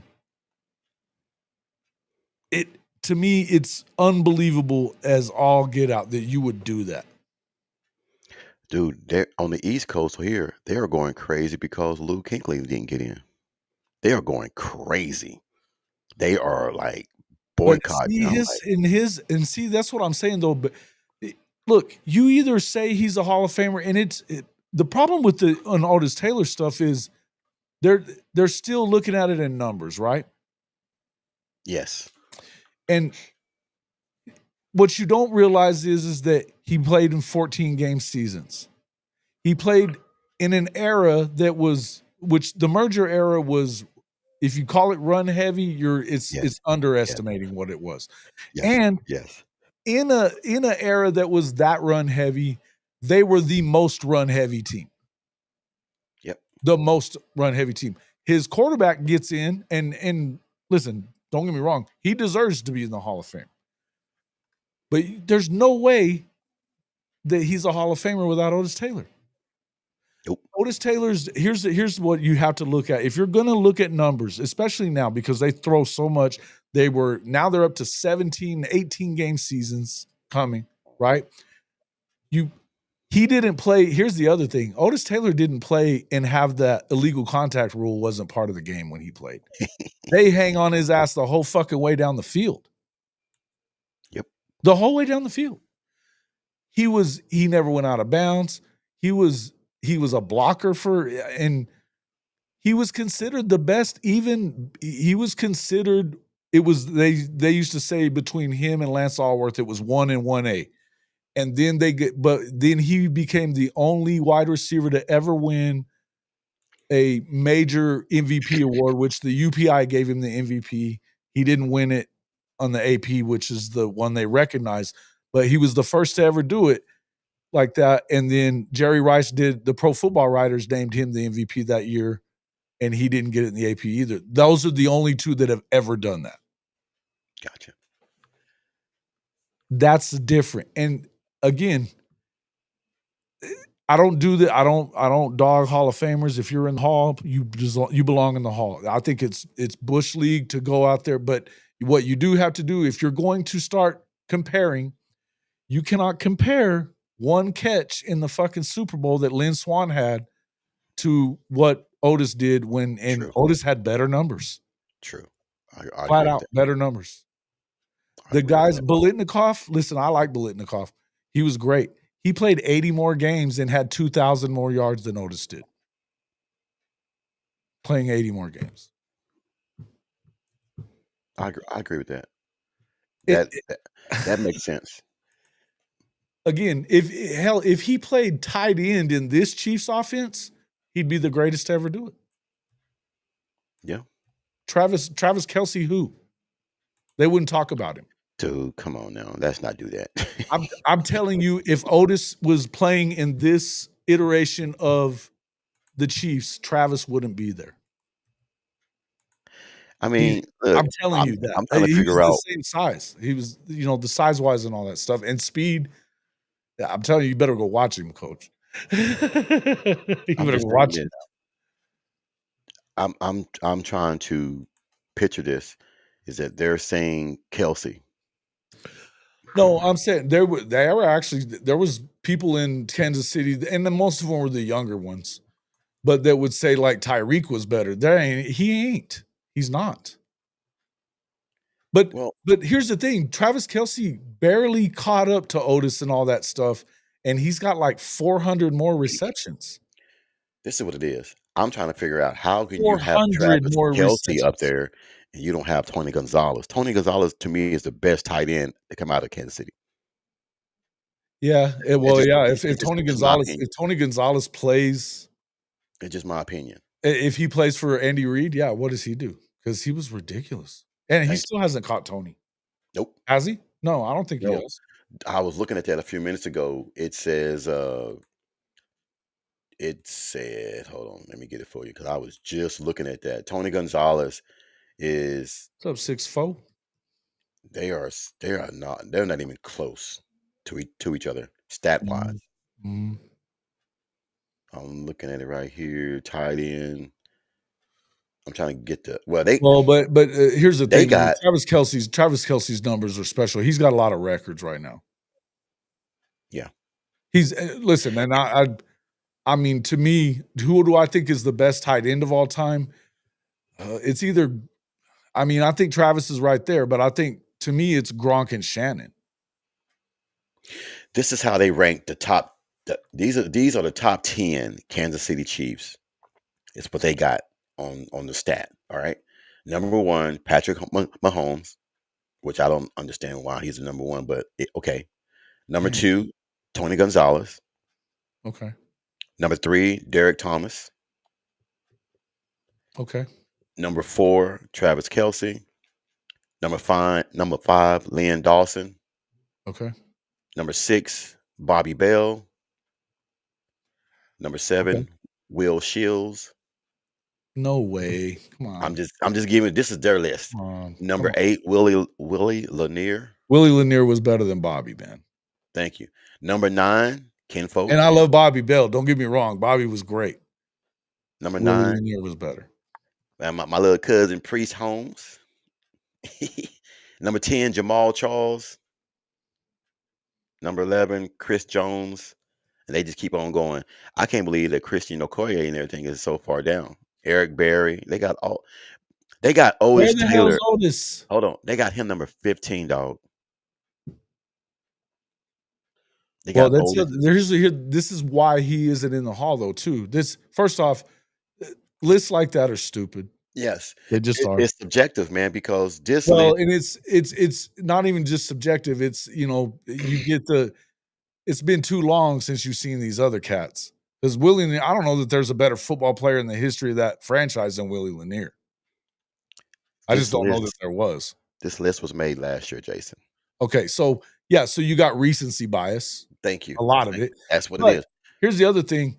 I'm gonna tell you that a lot of the guys that grew up in the years like Neilio and them will tell you to this day that Otis is the best to ever play there.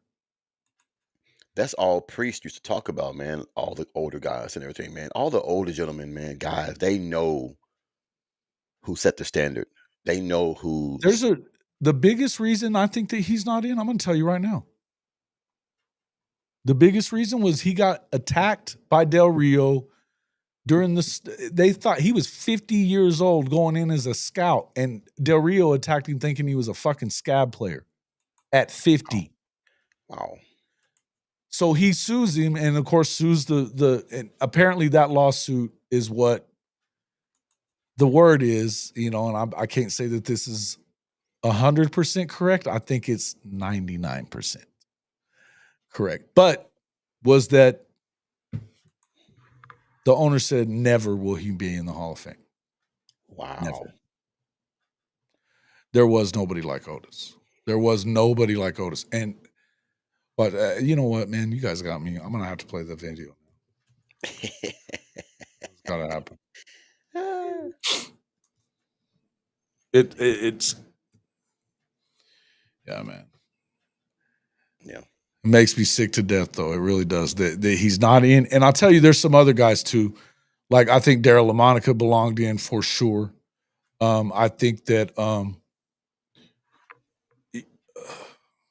John Hadle, I mean, here's the quarterback that threw to Bambi all those years, and he didn't get in. You know what I mean? And it's weird, but, like, I'll tell you who, Lamar Parrish, that's another guy from that era that, wow, bro. His numbers are right up there with Coach Prime. Right up there with Coach Prime. Everything is about being flashy. I mean, that's what we are about, is being flashy. Deion was flashy. So easy to sell.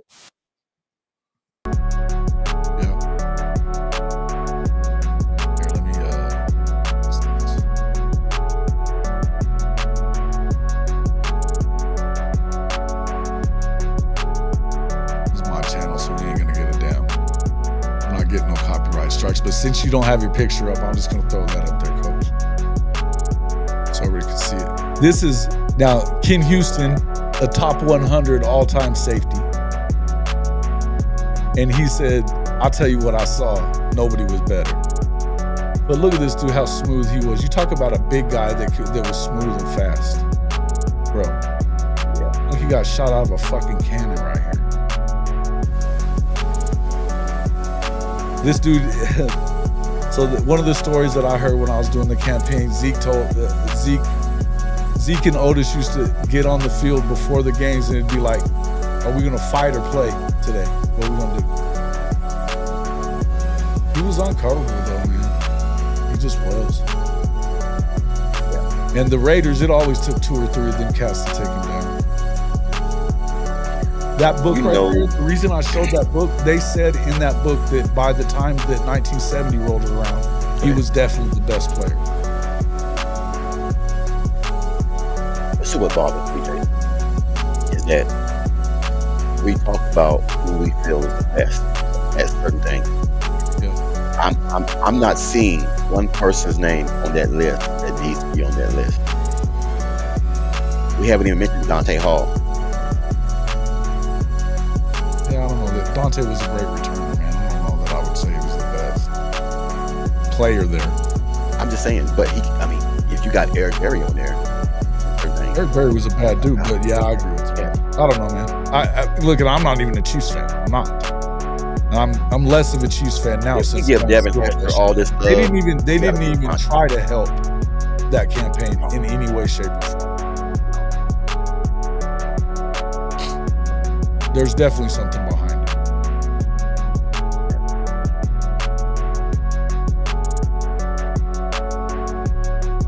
It's all this is like.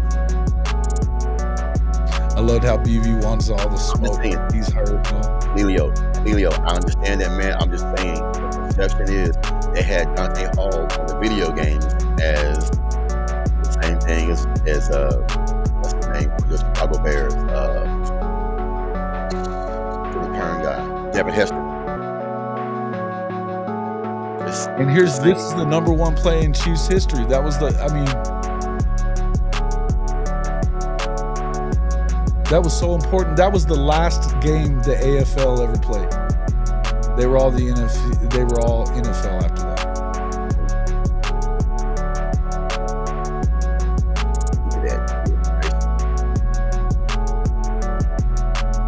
Yeah, dude. And the guy that he just cooked there, he's a Hall of Famer.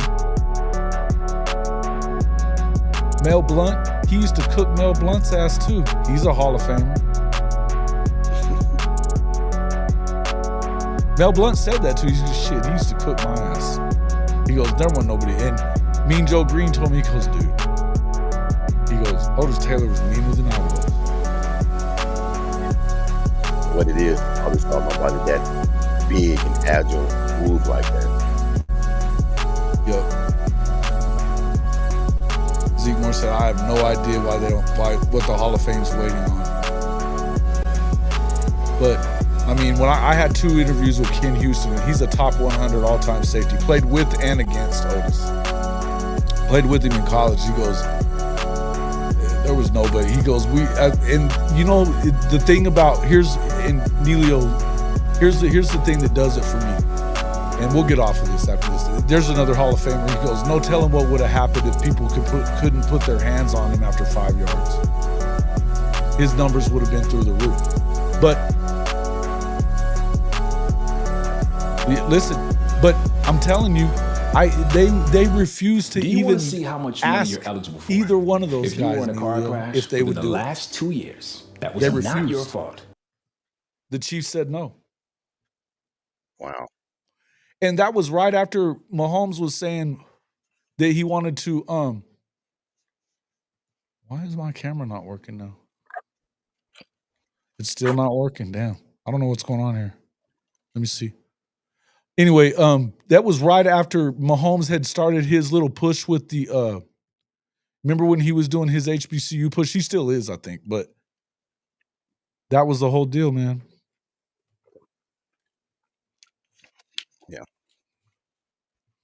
I don't know. All I know is that it's wrong that he ain't in, and it's wrong that the Chiefs don't promote him more. They're the worst about that. Listen, yeah, and I'll tell you something. Look, I did the apples to apples stats, so I came up with a way to compare him, right? And the way that I did it was the amount of catches or the amount of his team's passing offense he was responsible for versus the amount of whoever it was. So aside from Jerry Rice, because Jerry played 22 years, this is and there wasn't really a time. Nobody was better than Jerry, but like you could he comps with T.O. and Randy Moss like very, very well. Like his numbers are right there. I'm gonna just refresh real quick so I can get my video.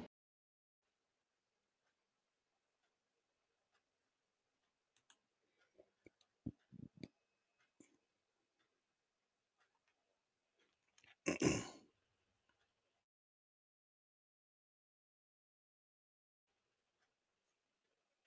think you're gonna restart it.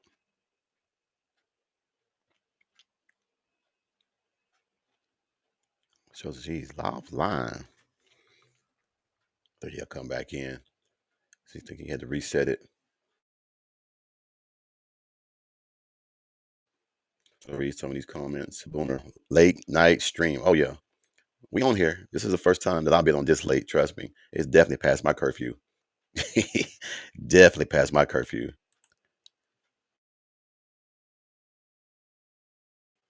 For a little longer to get back on. I think he had to try to reboot it. I think he wouldn't let him out. All right. So let's see what's going on in some of these. Okay. Got it? Yeah. If OT is catching passes from Meredith or Staubach, his name is in the American. Yeah, no, hey, listen, there's no doubt. And that's another thing the other thing that they say about it is because the Chiefs stole him away from the Cowboys, basically. They had him hidden. And it was just, I don't know, man. I'm going to just say this. So that what I did was you have to go by production numbers in order to compare them. So you have to do it by, he didn't have near as many catches because they didn't throw the fucking ball. But he was responsible for, what was it, 23% of all passing yards that they had during his career. The offense. Came to him, 23%. Only Jerry Rice and Randy Moss accounted for more by like 1 or 2 percentage points. Like only those two guys. He comps really, really good with Calvin, with Megatron. Megatron played about in the same amount of time. He had better numbers, obviously, because they only threw the ball, right? They only threw the ball. Yeah. But if you look at everything, he averaged 17.5 yards a carry for his career. He twice averaged over 21 per catch for his career, in his career. He had his 2,000-yard seasons, he had one that was almost 1,300 yards. It was on 57 catches. 57 catches. That was his second year in football. Damn. His second year in the league. Yeah. 57 catches. Hey, Jason, I got to get ready to go. The wife came poke her head in. I got to go too. She's like, what you doing up? Yeah. I'm on the phone, Jason. No, man, you, this is fun. I got to do this more often. Oh, man. Yeah, for sure.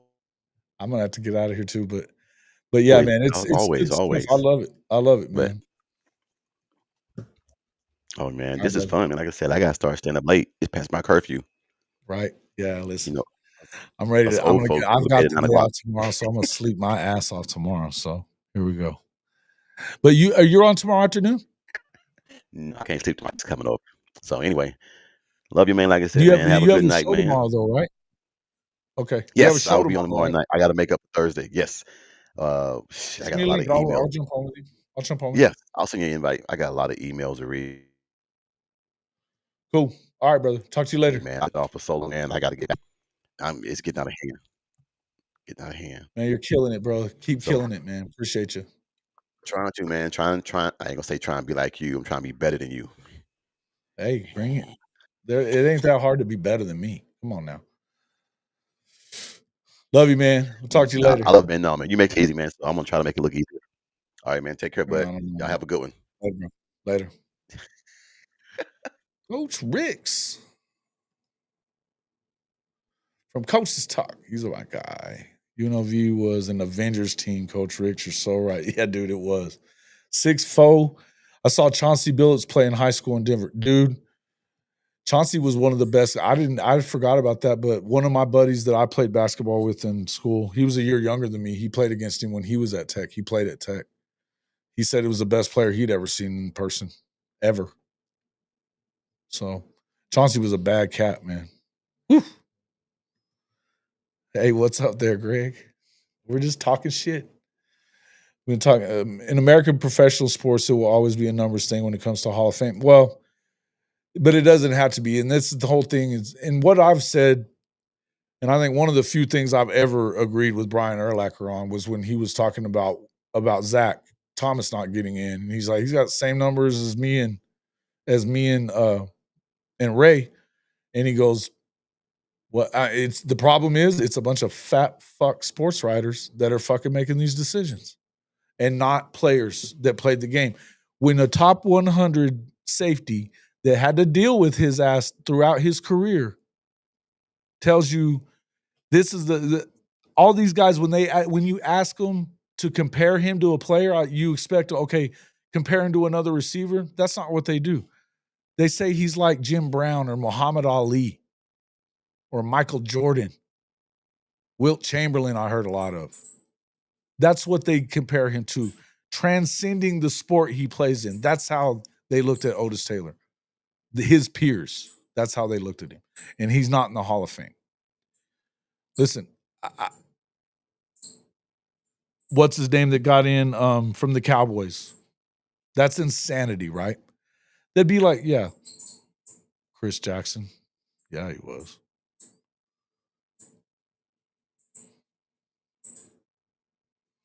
Yeah. Yeah.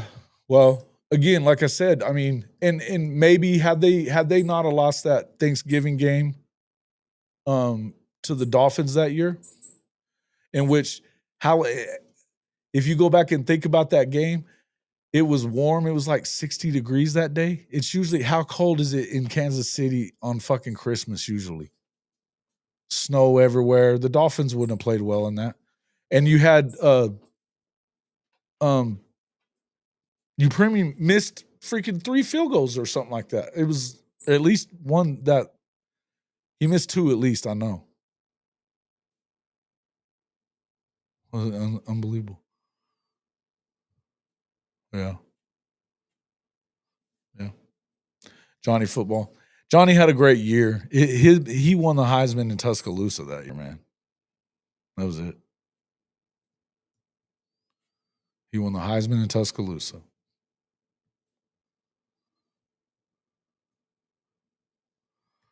Yeah, they were. Anyway, the Hall of Fame is not ever going to be complete without Otis Taylor.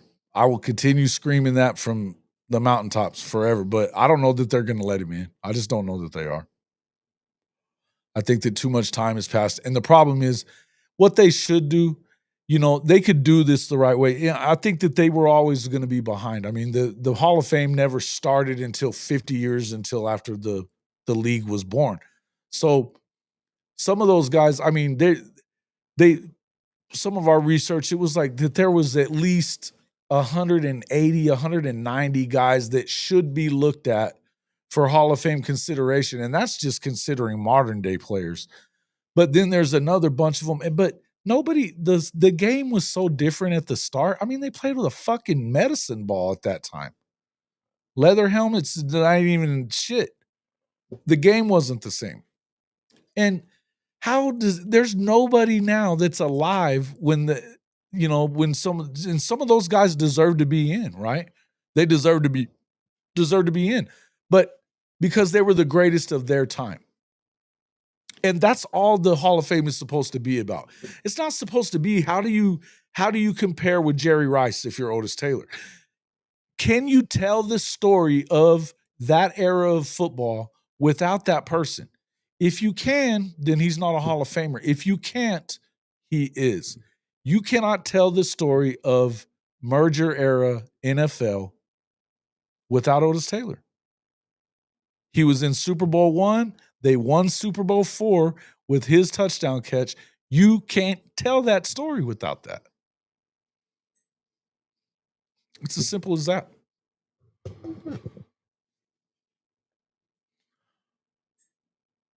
So anyway, got me on my soapbox. Look at y'all. Yeah. I think the Baseball Hall of Fame is horse shit too. I think it is. Listen, I rather love mine. Yeah, dude. You know what? So did Biletnikoff. Biletnikoff had it on his hands too, man. Sure did.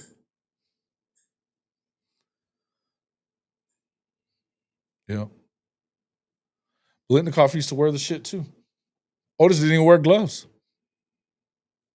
In the bone chilling Memorial Stadium out there, didn't even wear gloves.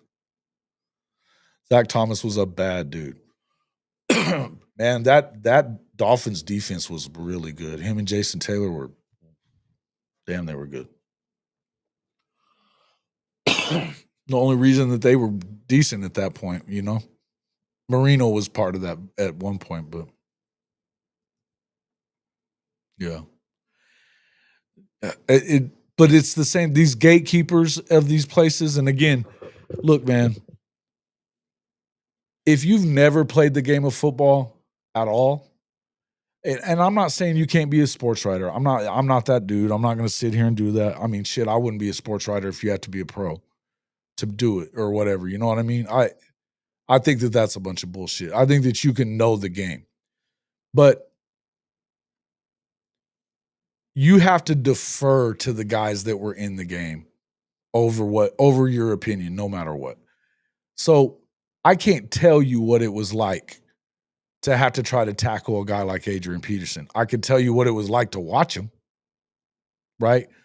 But if somebody tries to, if there's an argument between him and, you know, let's say Eric Dickerson, who I think he comps to very well, right? I think AD and Eric Dickerson were very similar as far as runners. But if you want to start talking about who's better, right? Okay, well, off the top of my head, I wouldn't be able to tell you what the NFL numbers are or whatever. I think they're both Hall of Famers. Who was better?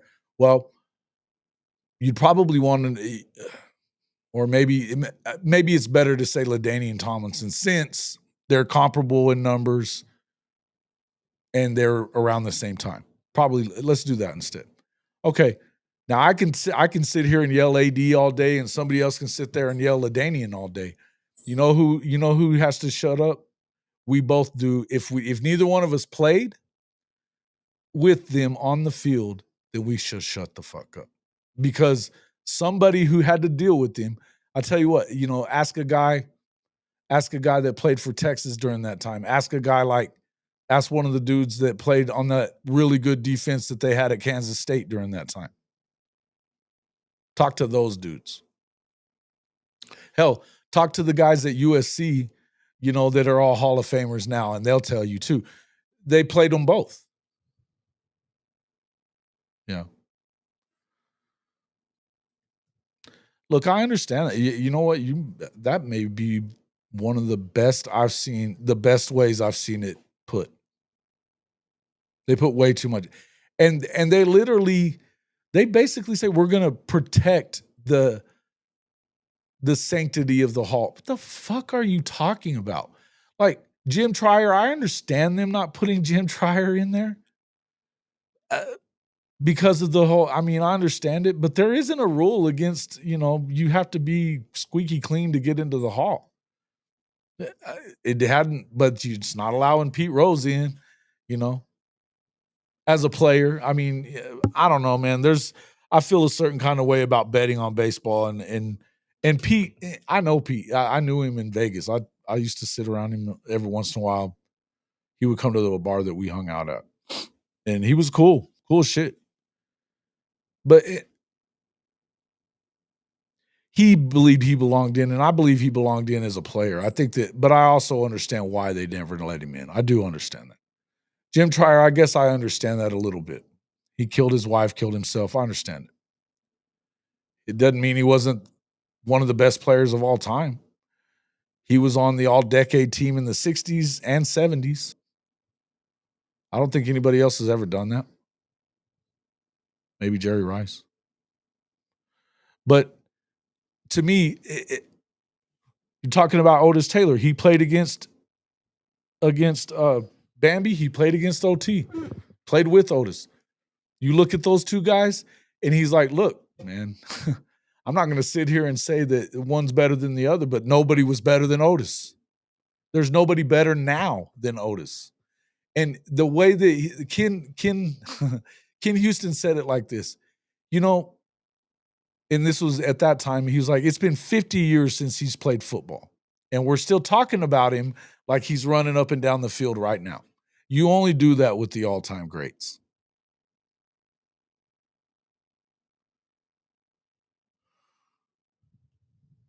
Okay.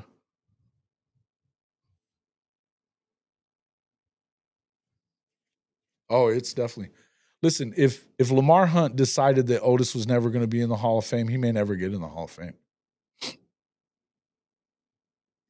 In fact, I don't know that he ever does at this point.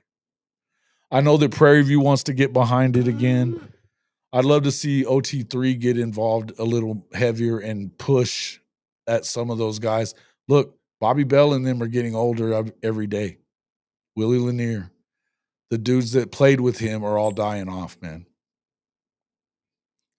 You don't have a ton of time to talk to those guys. You know, and I have nothing but respect for Otis the third. Love him. We've had conversations, a number of them, but I would tell him that it's on, if he really wants his dad in the Hall, it's time that he went to the Chiefs and said, make it fucking happen. It's time that he spoke out loudly. That's the way I feel about it. Because, listen, Hunt's son doesn't have to continue with something that his dad wanted or he thinks he still wanted at his death just because he's gone. You can fix it. You should fix it. It's just like anything else in the world. We should fix things that we can fix while we can. Because it's never going to get easier to get him in. But I can tell you, I can do the presentation and show you these numbers. I'm going to have to put it all together, and I will do that soon.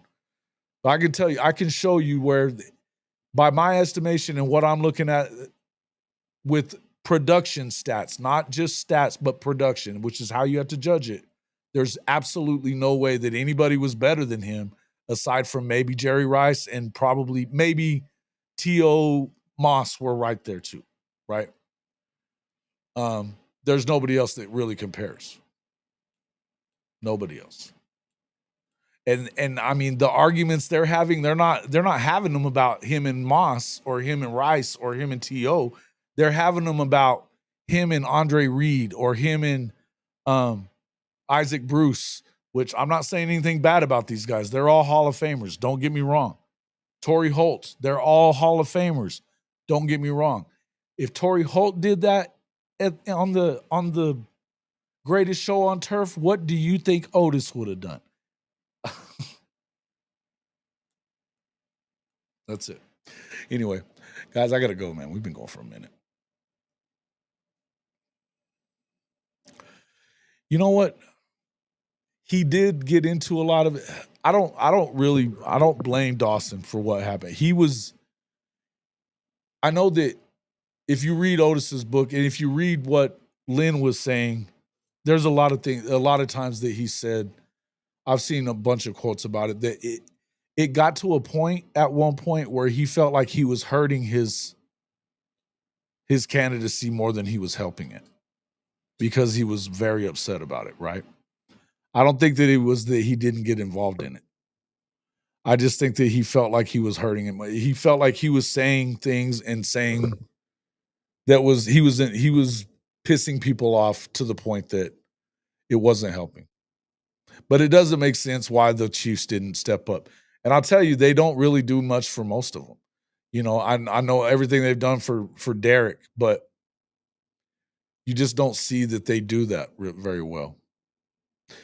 But I'll tell you what, this is when you know. Bobby Bell talks about that up until the day he died, Al Davis, every time he ever saw Al Davis of the Raiders, he would ask about his family first, and then he would say, how's Otis? Al Davis. How's Otis? Respect right there. Respect. So anyway, and I don't think, and I got respect for Vahe Gregorian. I don't think he's done enough either. He's new. He's new in the hall, but that should be his hill to die on. If you're Vahe, if you ask me,